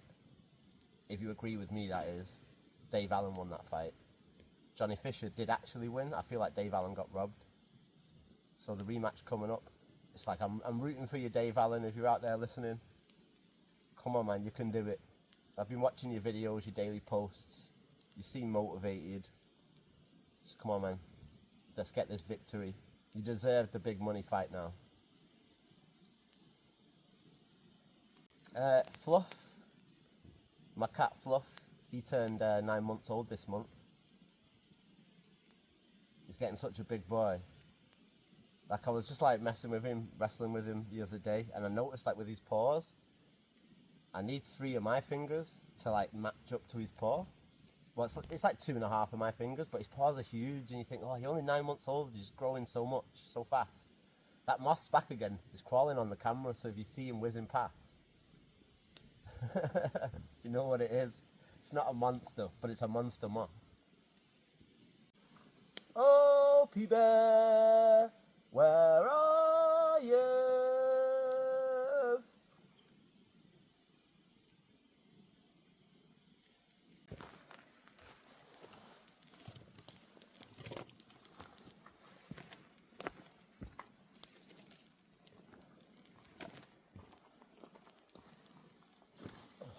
Yeah, I mean, as far as everything else goes, as far as the food goes, you seen what I brought with me, my chicken tikka. I've got a bar of chocolate, I've got another packet of like Frutella type sweets, and I've got some sausages for the morning. I mean, you get a lot of people on YouTube, you know, that bring out all the fancy food. This, again, it goes back to the Rabless Rambler idea. I mean, I'd try not to use food as a status symbol, which is what a lot of these people do with the fancy freeze-dried meals and all that, but you don't need it. £2, B&M. No, I don't mean to advertise, but it hit the spot. Came back from a mountain climb. It's more than enough.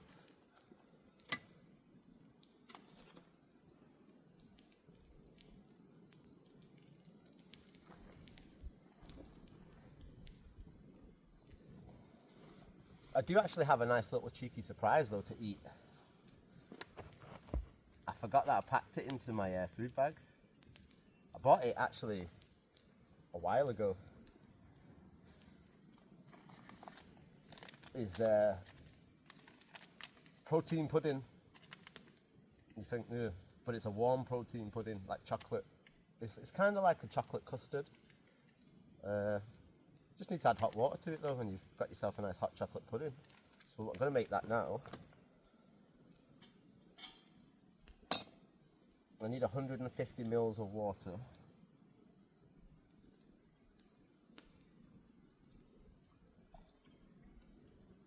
Don't think I can reuse the water from earlier.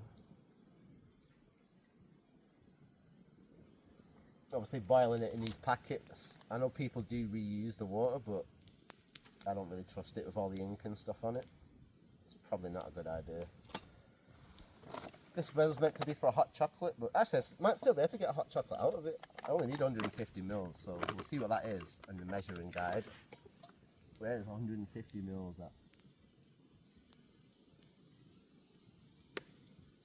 5, 3.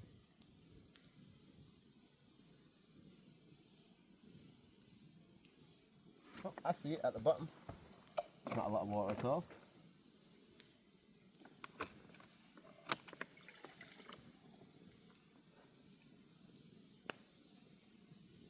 The problem is trying to get light inside the cup so you can see where the measuring guide is.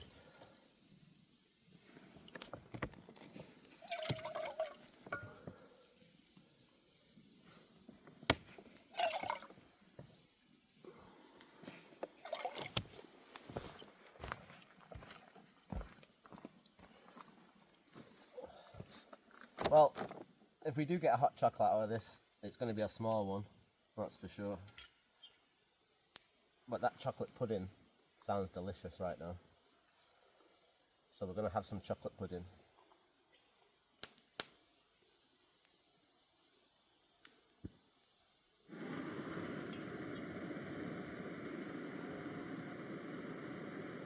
Whilst we're waiting for that to boil, told you the handy wipes come in handy.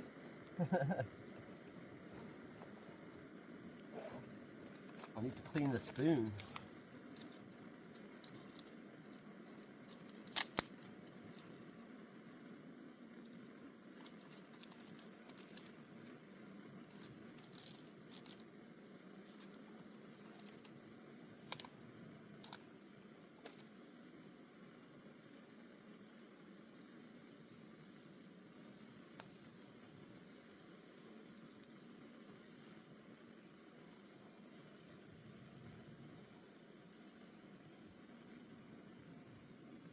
We don't want a chicken tikka chocolate pudding.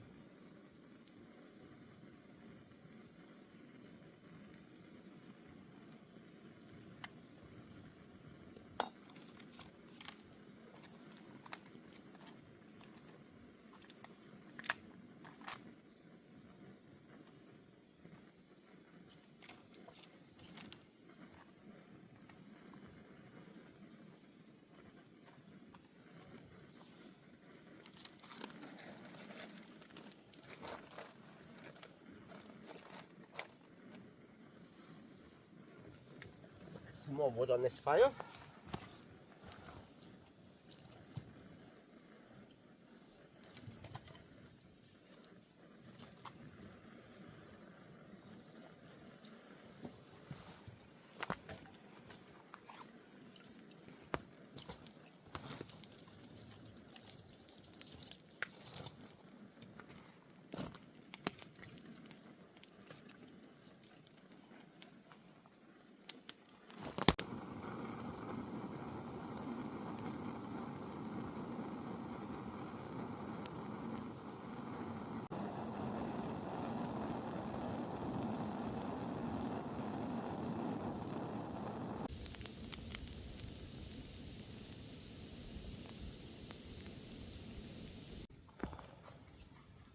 Right, my water's boiled. Time to get this powder in there and see what we're working with.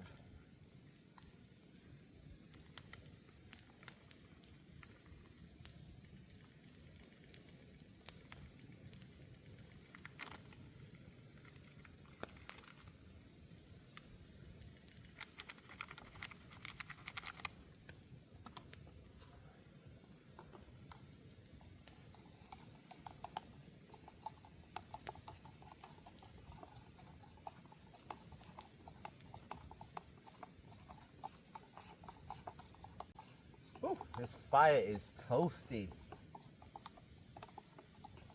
If anyone's cold out there watching, just come closer to the camera. Sorry, come closer to the screen. I'll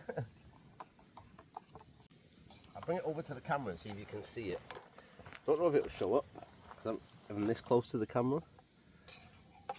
It's like a chocolate sauce. It's like a pudding. I think as it gets colder, what will happen is it will sort of thicken up. I'm going to give it a minute.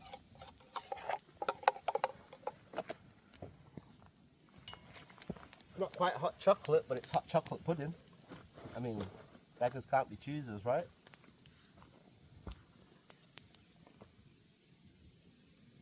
I hope you've all enjoyed the adventure. Solo adventure number 13. Can you believe it? When I first started these videos, I really never thought I'd get to this stage. It's crazy.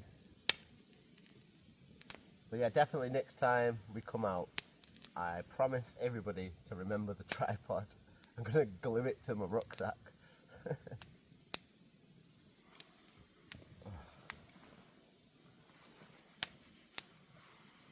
So I remembered my scissors this time. I've got them strapped to my pants on a bungee cord, so I can't lose the scissors. But the thing is, I didn't even need the tarp on this trip. No rain. Didn't need the scissors, but you never know when they come in handy, so. I mean, they shouldn't really be dangling out here like that because they'll get caught on something. They should be inside the pocket. Like so. But anyway.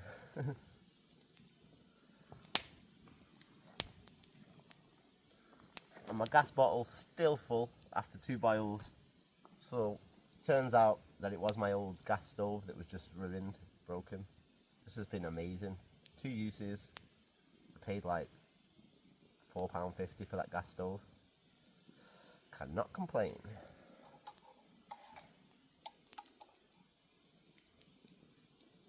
Yeah, it's turning more like jellified, the pudding now. Like thicker. A bit like chocolate yogurts. I still see the steam coming off it. It'll be too hot for me. I'm a wimp when it comes to hot stuff. I said it was 10:30 earlier, didn't I? So how long has this fire been going for? I said it was going to last about 90 minutes. It's 11:30. So we've had 60 minutes.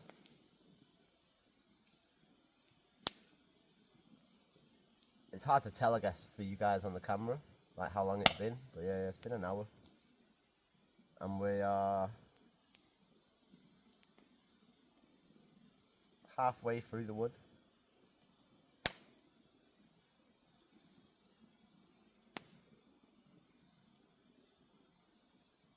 But really, all the small stuff's gone now. All the really thick stuff is gone. I'm just left with the medium stuff.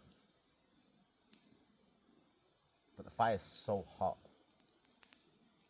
You wouldn't think that the temperature's dropped and it's half 11 at night. So guaranteed as soon as I get in the tent, that first sort of 5 minutes when you get in your tent, every camper will know this experience. So you get in, you get your shoes off, you get undressed or whatever it is you do, you get in your sleeping bag, it's like, just that chill, especially when you're coming away from a fire, until like the heat builds back up inside your sleeping bag. First 5 minutes or so, it's just like, oh God, get me out back next to the fire again.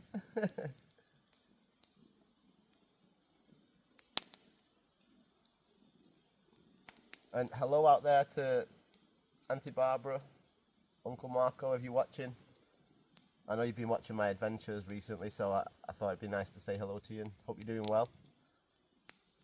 I know that you and Mum are meeting up soon, so maybe I'll get to see you.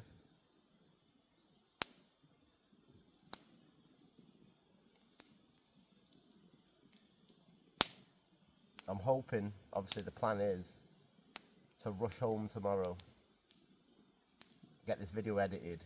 So I've been doing some editing, like whilst I've been off the camera, and try and get it posted online tomorrow, because obviously it's my little boy's birthday tomorrow, so I want this video up on his birthday, so it's at least dated and timed 25th of March, do you know what I mean?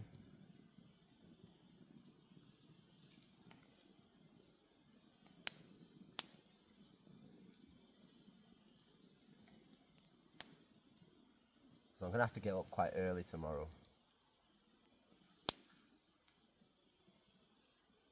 I'd say we'd have to leave here probably 8 a.m, 8:30 a.m. latest. Then I should get home for around 1 p.m. Then that gives me like 5 hours to edit the video. And then it's not even the editing part necessarily that takes long. It's when you stitched all the clips together and you make that final edit, that final piece, that can take sometimes 2 hours to finalize.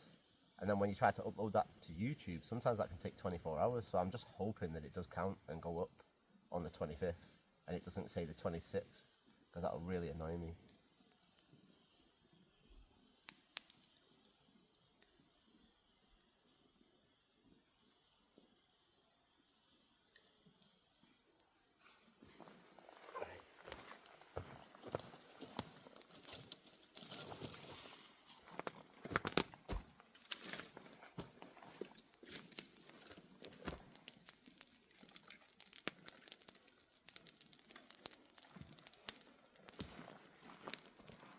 I'm a seasoned professional, all you people out there watching. Don't put your foot in a fire like I just did.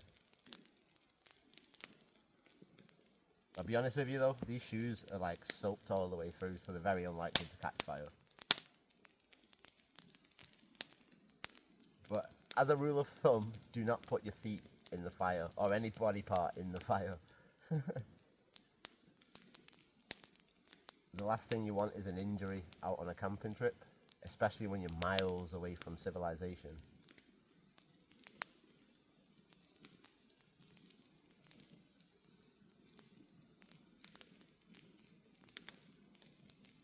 I was talking to my mum earlier on the phone, just catching up with her, make sure she's alright, let her know I'm okay and whatnot. And she was round at my house, just checking up on my cat. And on YouTube, she had a camping video, some people out on a trip. And it just so happens that these people out on this trip are out on an adventure close to my secret spot. Now, from what my mum said in the video, in the little clip she showed me, they've not actually found my secret spot, but they're awfully close. It's like, oh no, don't tell people where my secret spot is. But it's just becoming so popular, everyone out here camping. It's crazy. Like for me growing up, nobody liked camping. Even still, now I find it hard to find people to go camping with. But then at the same time, I like my solo camping, especially when I'm doing my YouTube, so it's kind of hard to do both. Because sometimes I think, oh well, I'm gonna do a trip, you know, off of YouTube, just enjoy it. But then you think, oh well, I'm out there and I'm missing an opportunity to shoot a new video. It's kind of catch-22. You get stuck sometimes. I'm planning on taking my mum and my sister away though, in summertime. So I probably won't record that trip. But then again, I might record it because it'd be something nice to have, you know, as a memory. That's the thing, and these are all memories. And you're quick to forget things in your life, the good times. Everyone's always, you know, stressed out with the bad times going on in their life, but it's nice to look back, I guess, and be reminded of the good times. It's one of the things I was saying to myself when I was climbing up the mountain. Like, no matter how hard it gets, it's like, tough times don't last, but tough people do. So you've just got to tough it out and prove you're tougher than the tough times. And then when you get to the other side, you'll look back and think, you know what? It wasn't that hard. I'm built for more than this.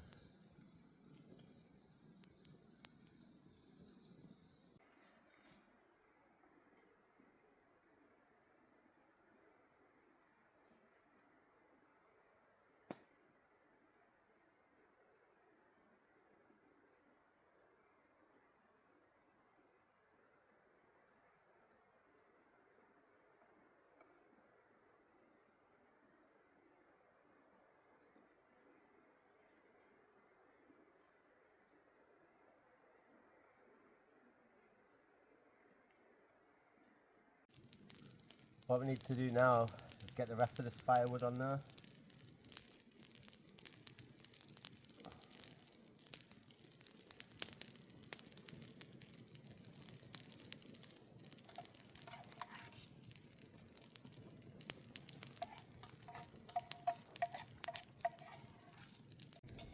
That was worth every mouthful. That was absolutely amazing. I recommend it. Can't remember where I got it from. Bought them ages ago. Where did I get them from? I don't know, maybe Lidl or Aldi or something like that.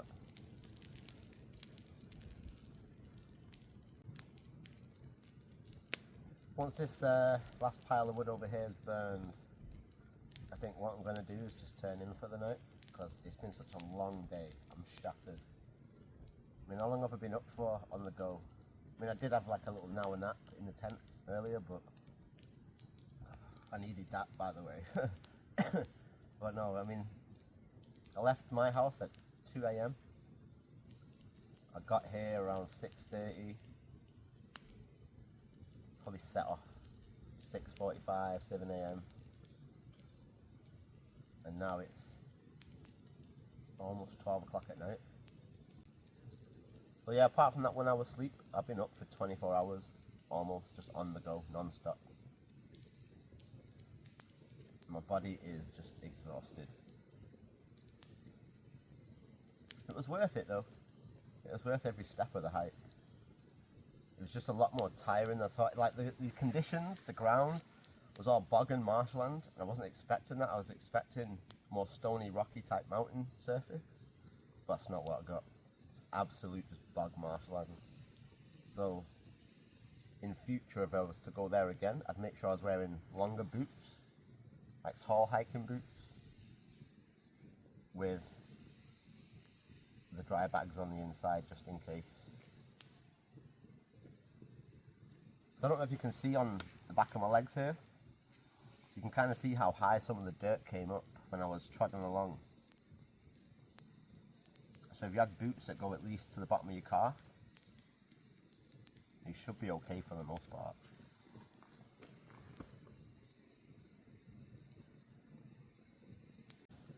It's time to get the last bit of this firewood on, I think. This fire's looking a bit depressing. Seen better days. Well, I mean, don't get me wrong. If I didn't have enough wood lying around, this would be a roaring fire. Because I've had a huge supply of wood around here. Anyway, let's get this last bit of wood on before this fire gets any more depressing.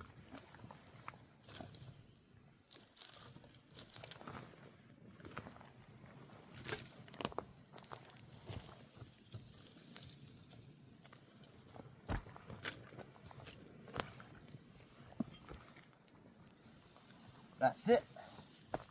It's all my wood done.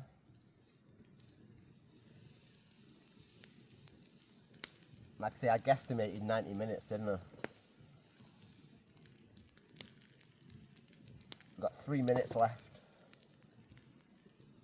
Because the way that I've got it set up now, like the way you should do it, means that if you had a grill, for example, with you, like I have my small camping fire that has the grill on top, which is really good out on trips when there's not a lot of wood. But with this, if you had a bigger grill, you could just plonk it on top of the rocks and cook all your food underneath. Good to go. I mean, that's one of the things like we used to do as kids, to be honest. Like with the rocks, the way that we've got them laid up, you take one of your mum's baking trays, not a baking tray, you know, the grill from the oven with the lines on it, stick one of them in your bag, carry it up into the hills, put your rocks around the fire. Once the fire is nice and hot and everything, just put the grill over the rocks and you can cook your burgers and your sausages and your bacon and stuff. Just like the old school cool little things that we used to do. You know, rather than going out and buying all these silly stoves and gadgets, just good old-fashioned open fire, metal grill. Even if you don't have a metal grill, just get in baked potatoes, wrap them in tin foil, just throw them at the side of the fire. Come back and get them in an hour or something, and perfect baked potato. Only thing I will say with this kind of fire, with all the rocks around the edges, just be careful not to touch the actual rocks themselves, because they will be absolutely hot and burn your skin off. It's sad. There's nothing sadder than just watching the fire die out. And you know, I've actually got more wood. I've got a little supply behind me that I forgot about. I've got loads of sticks here. Look.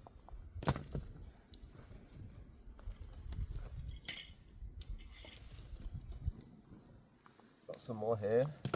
Some more here. There's tons of wood. I forgot all about it. But I don't need it.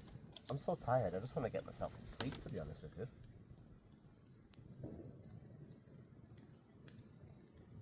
Maybe I'll light a little fire in the morning just to open up Levi's birthday card just next to the fire and stuff.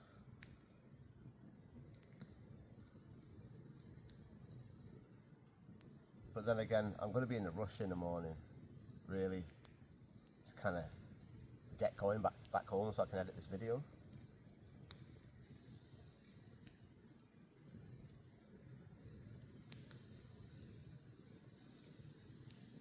It definitely means a lot to me to have it up on my little boy's birthday, on your birthday, Levi. Like,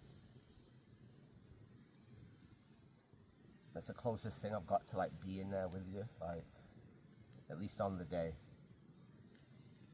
So really I did this just for you, this trip. I wanted to have something special for you on your birthday.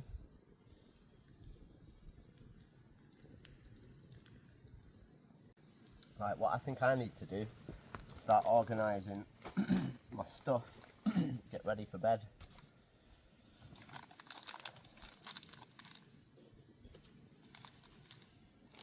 One thing I do have in my backpack though,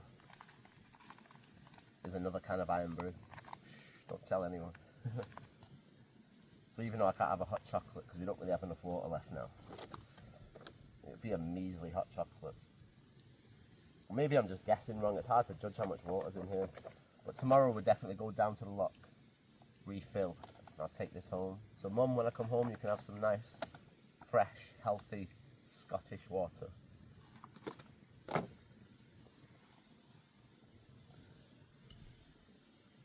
Leave the stove together because we need that for breakfast.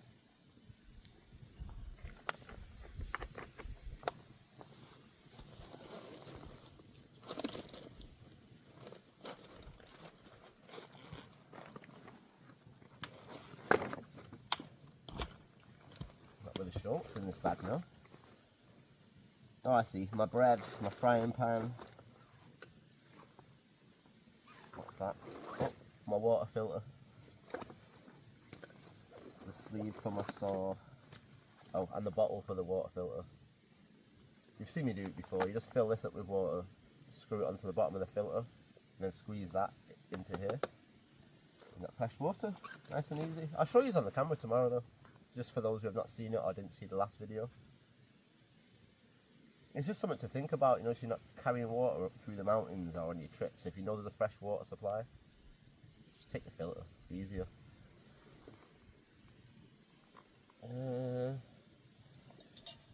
Got 2 lighters.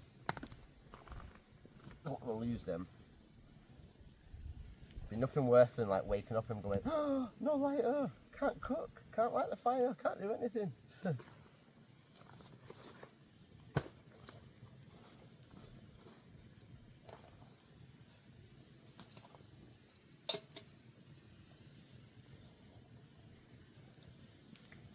Battery bank.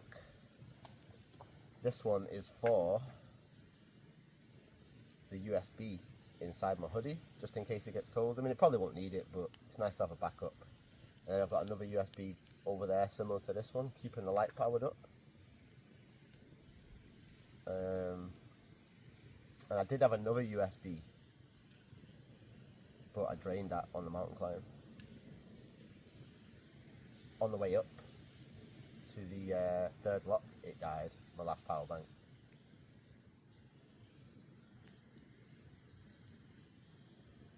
The reason why I couldn't film any footage on the way back down, once we got off the second mountain, I couldn't really film anything on the way down, is because my phone died and the battery banks were too cold. So when you try to plug them in to charge them up, it's just like temperature warning, too cold, so I couldn't charge anything up, because obviously we woke up in that snowstorm.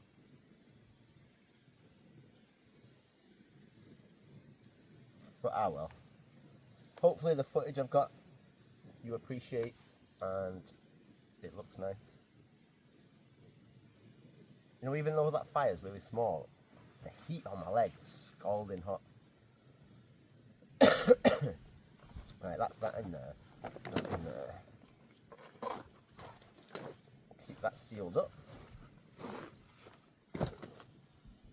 That's for the bin, that's for the tent, that's for the tent. Actually got a little torch on this. Handy. I was going to get all this stuff in the tent. Just the last few half-charred logs on there. They'll just keep burning for the next hour or so.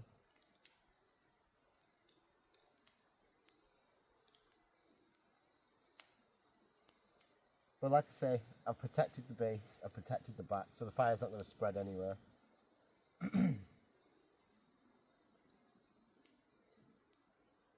Yep, it's time. Say goodnight to the fire, everyone. We're going.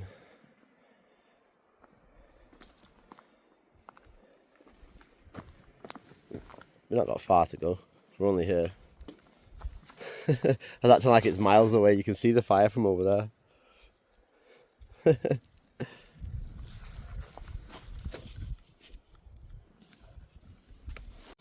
There we go.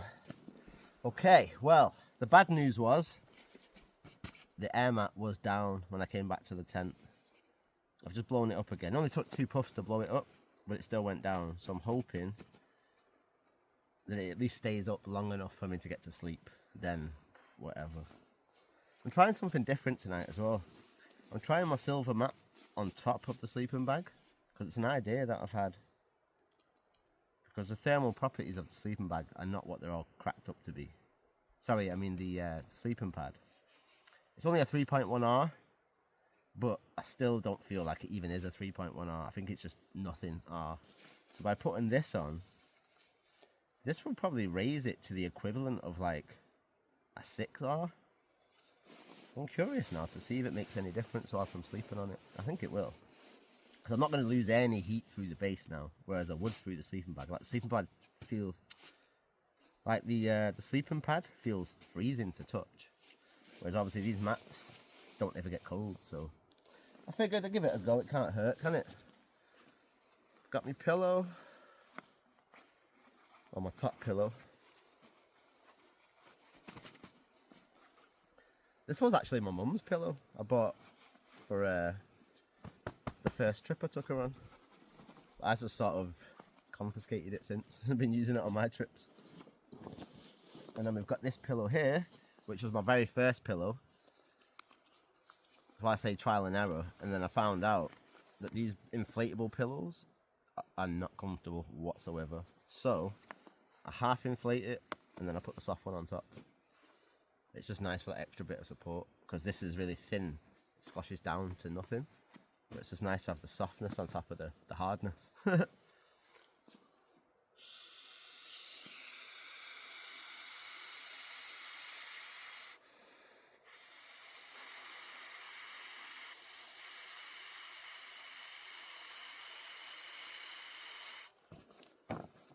Like that.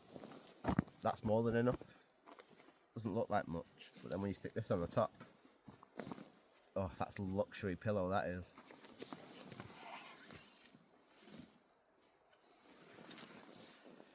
Right, that's everything sorted. My can of iron brew. No sponsorship, but please feel free.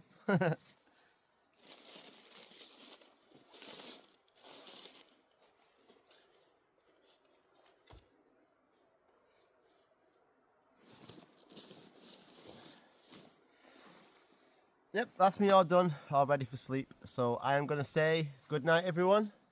Levi, mwah, I hope you have the most amazing sleep. And I hope you wake up and have the most incredible birthday. And I will catch you in the morning and we will sing happy birthday to you. Everybody else, get out of here. I'll catch you in the morning. Peace.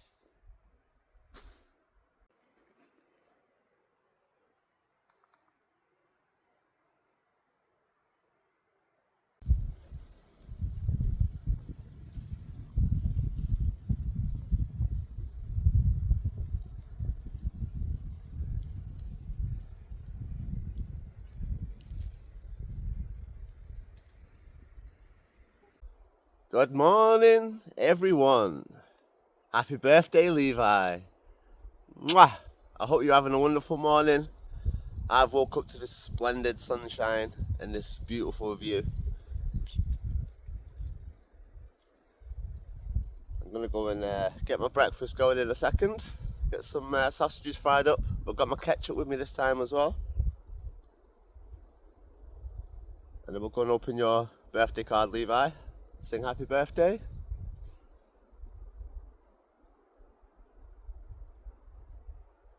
Ah, what a stunning view this morning, honestly. I could not ask for more to wake up to.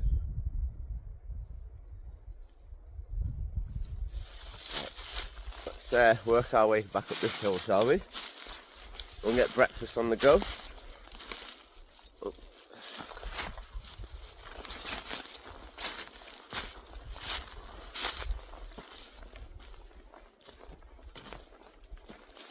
Slept like a dream last night. Ah, so good. The fire burnt out as well, like I said it would. You see the fire pit. Everything burnt straight through. Still got the sticks left though. Right, let me get sorted for breakfast and then we'll come back and sit down together. Good morning, everyone. I figured we'd light this little fire before I do breakfast. Why not? I collected the sticks, we may as well use them up.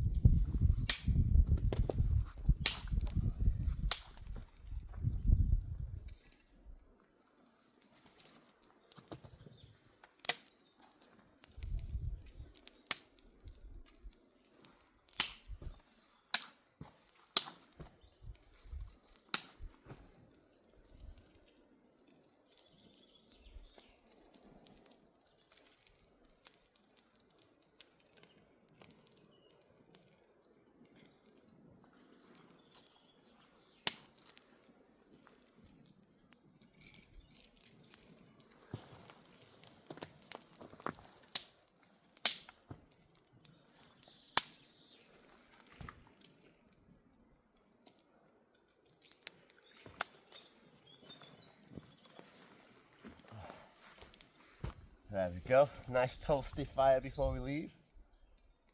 Nice way to say goodbye.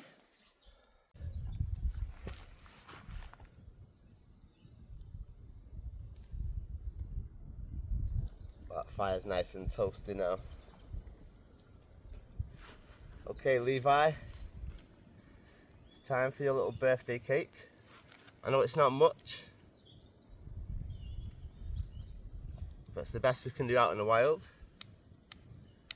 I hope it stays lit.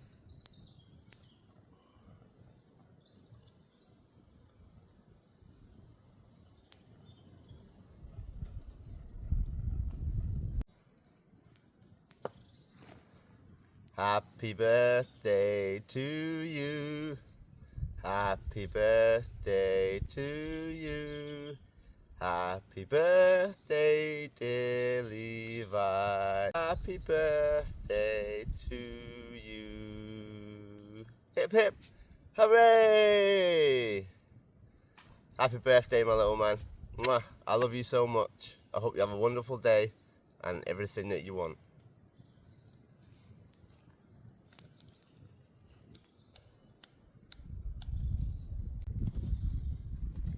Unfortunately, the wind does not want me to light this candle, Levi.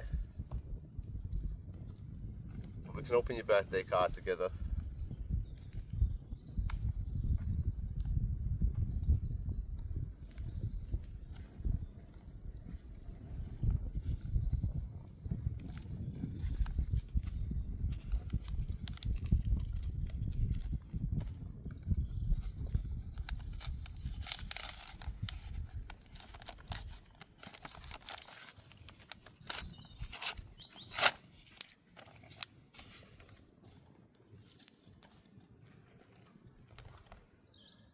Happy birthday, Levi.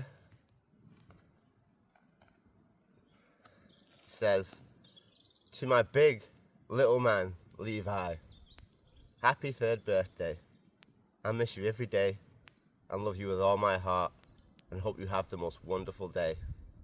Love, Daddy.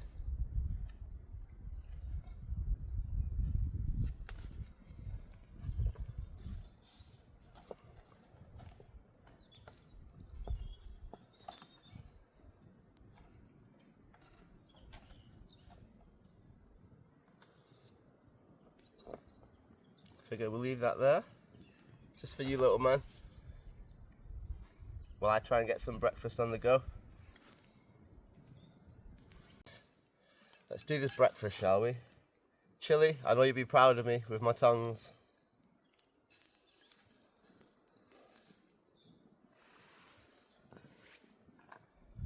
Just hope that this candle doesn't burn your card, Levi.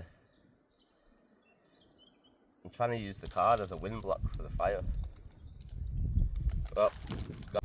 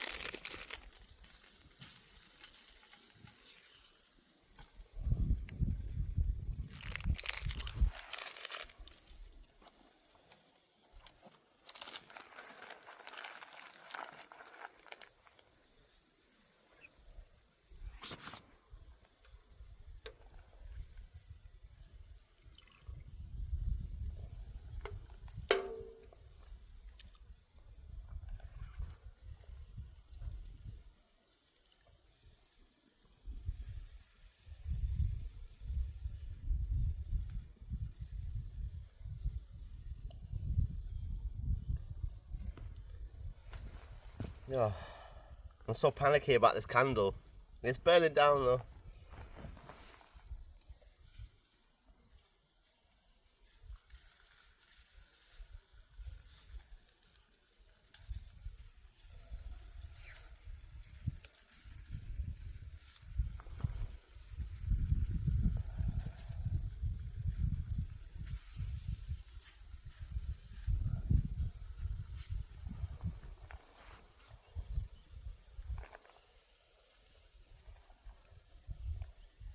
That candle's burning down, Levi, as fast as you're growing up.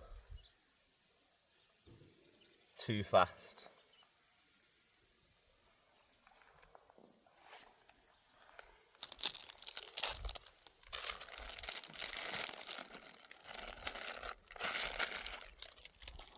I came prepared this time as well, everyone, look. Pre-sliced bread. No messing about.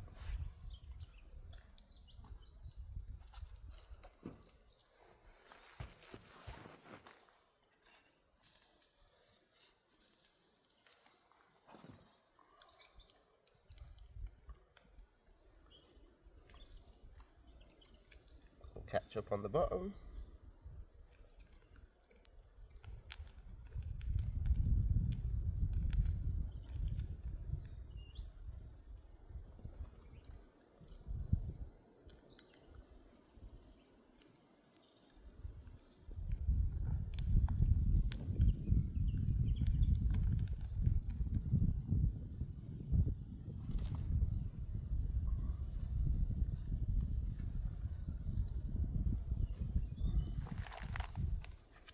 Your candle's gone out, Levi.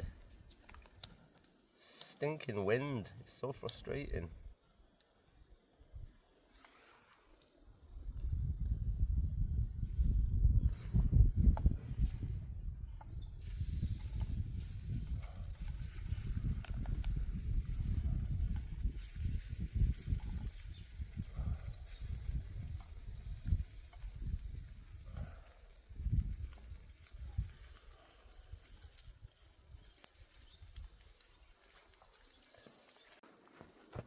What a way to end the trip though, eh? Look at this view.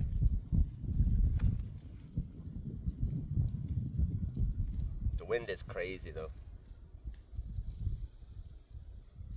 But I guess when you're up in the mountains, there's nothing you can do. There's always going to be crazy wind flows one way or the other.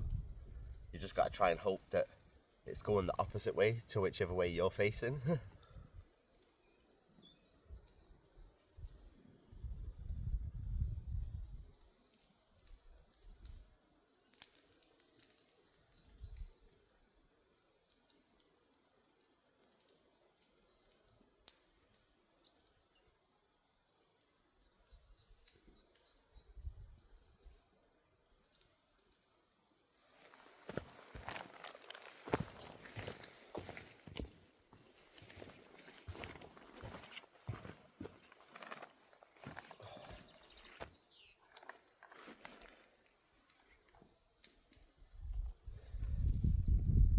Well, I hope you've all enjoyed this little adventure. I know the footage wasn't as dramatic and cinematic as it normally would be, but blame me for forgetting the tripod. Next time.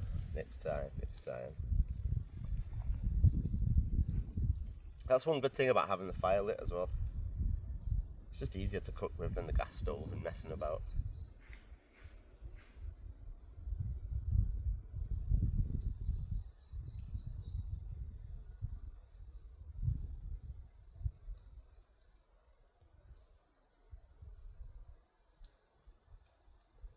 What I'll do as well when I finish cooking is I'll just gather up all the sticks that are left around the fire, put them in the middle, give it a little blow, burn them off. I don't know why, but I don't like leaving half burnt sticks in the fire. I feel like it just looks untidy.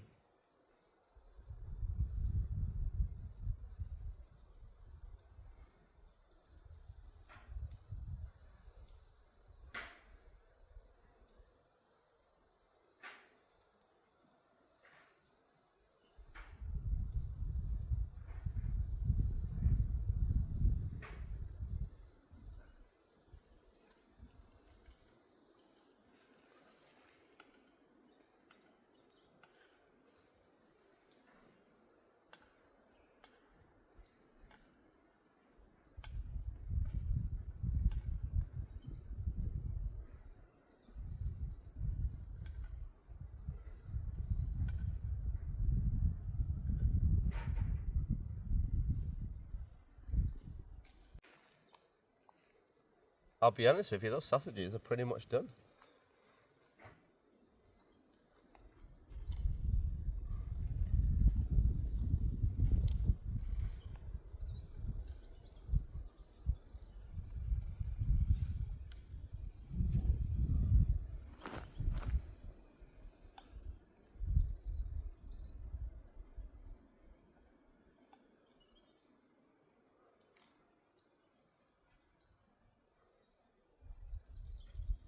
That just fit 4 on perfectly.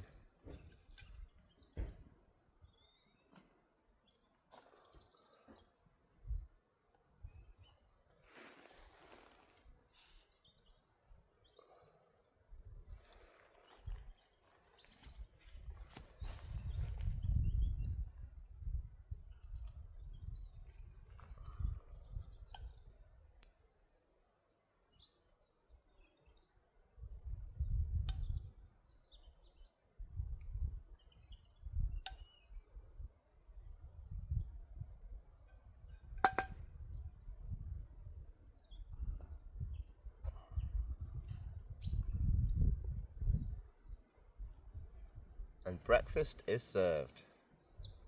Levi, I hope you enjoyed your chocolate muffin. Daddy's about to enjoy his sausage muffin. And everybody else, I'll catch up with you as soon as I finish my breakfast.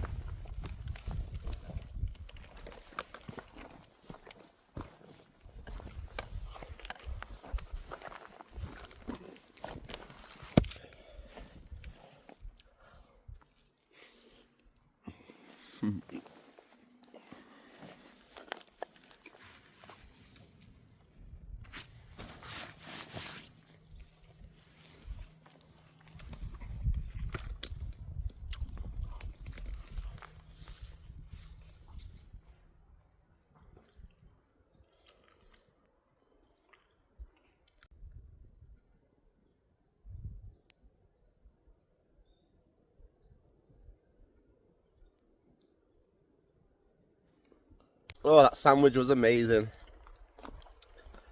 Fire's done now, just a little bit of smoke coming off it. I need to get myself ready. Need to brush my teeth. Get packed up. And then we need to go on a crazy drive home. Try and get this video posted up today for you, Levi. If it's up on your birthday, you know I made it back to Manchester in time. If it comes up on the 26th, I'm sorry, I tried my best. Right, let me go brush these teeth and then we'll start packing everything up and get going, because I need to get back to Manchester soon as possible. Okay, everyone's favourite part of camping. The pack down.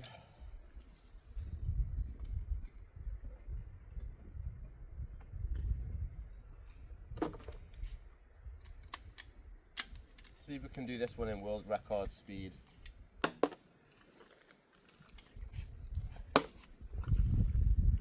Without losing everything.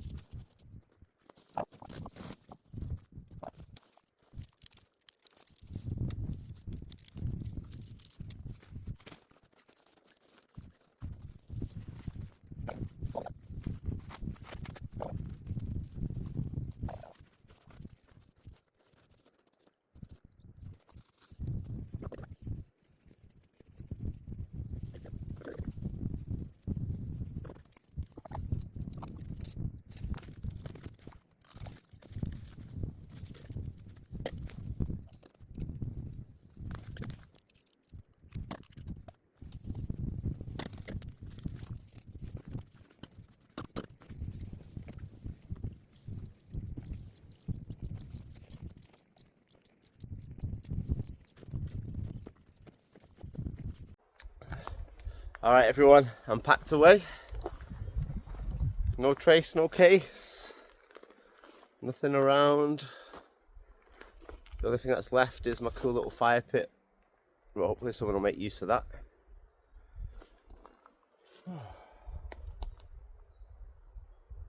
Oh, it's a shame to leave. Again, I don't want to leave. Oh God.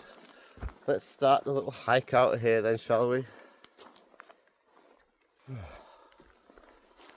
It's the easiest way down here. Oh.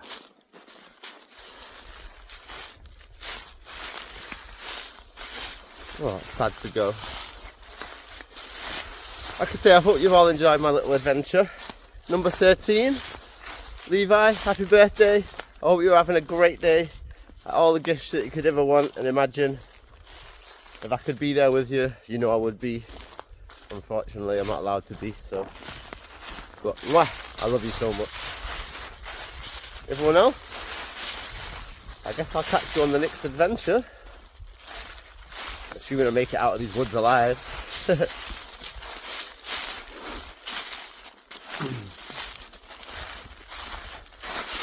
You've got to go down, down, down. Down into the valley.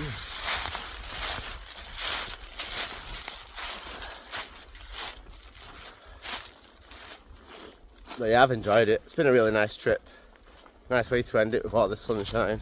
Couldn't really ask for more. Oh, looks like we've got to go back up again. Like zigzagging my way around here. But yeah, until the next one, people, which won't be too long, because like I say, I'm going to take my mum to meet my Auntie Barbara, or the sisters are going to meet up. So I'll be out on another adventure, I'm sure. Until then, everyone, peace out. Catch you next time.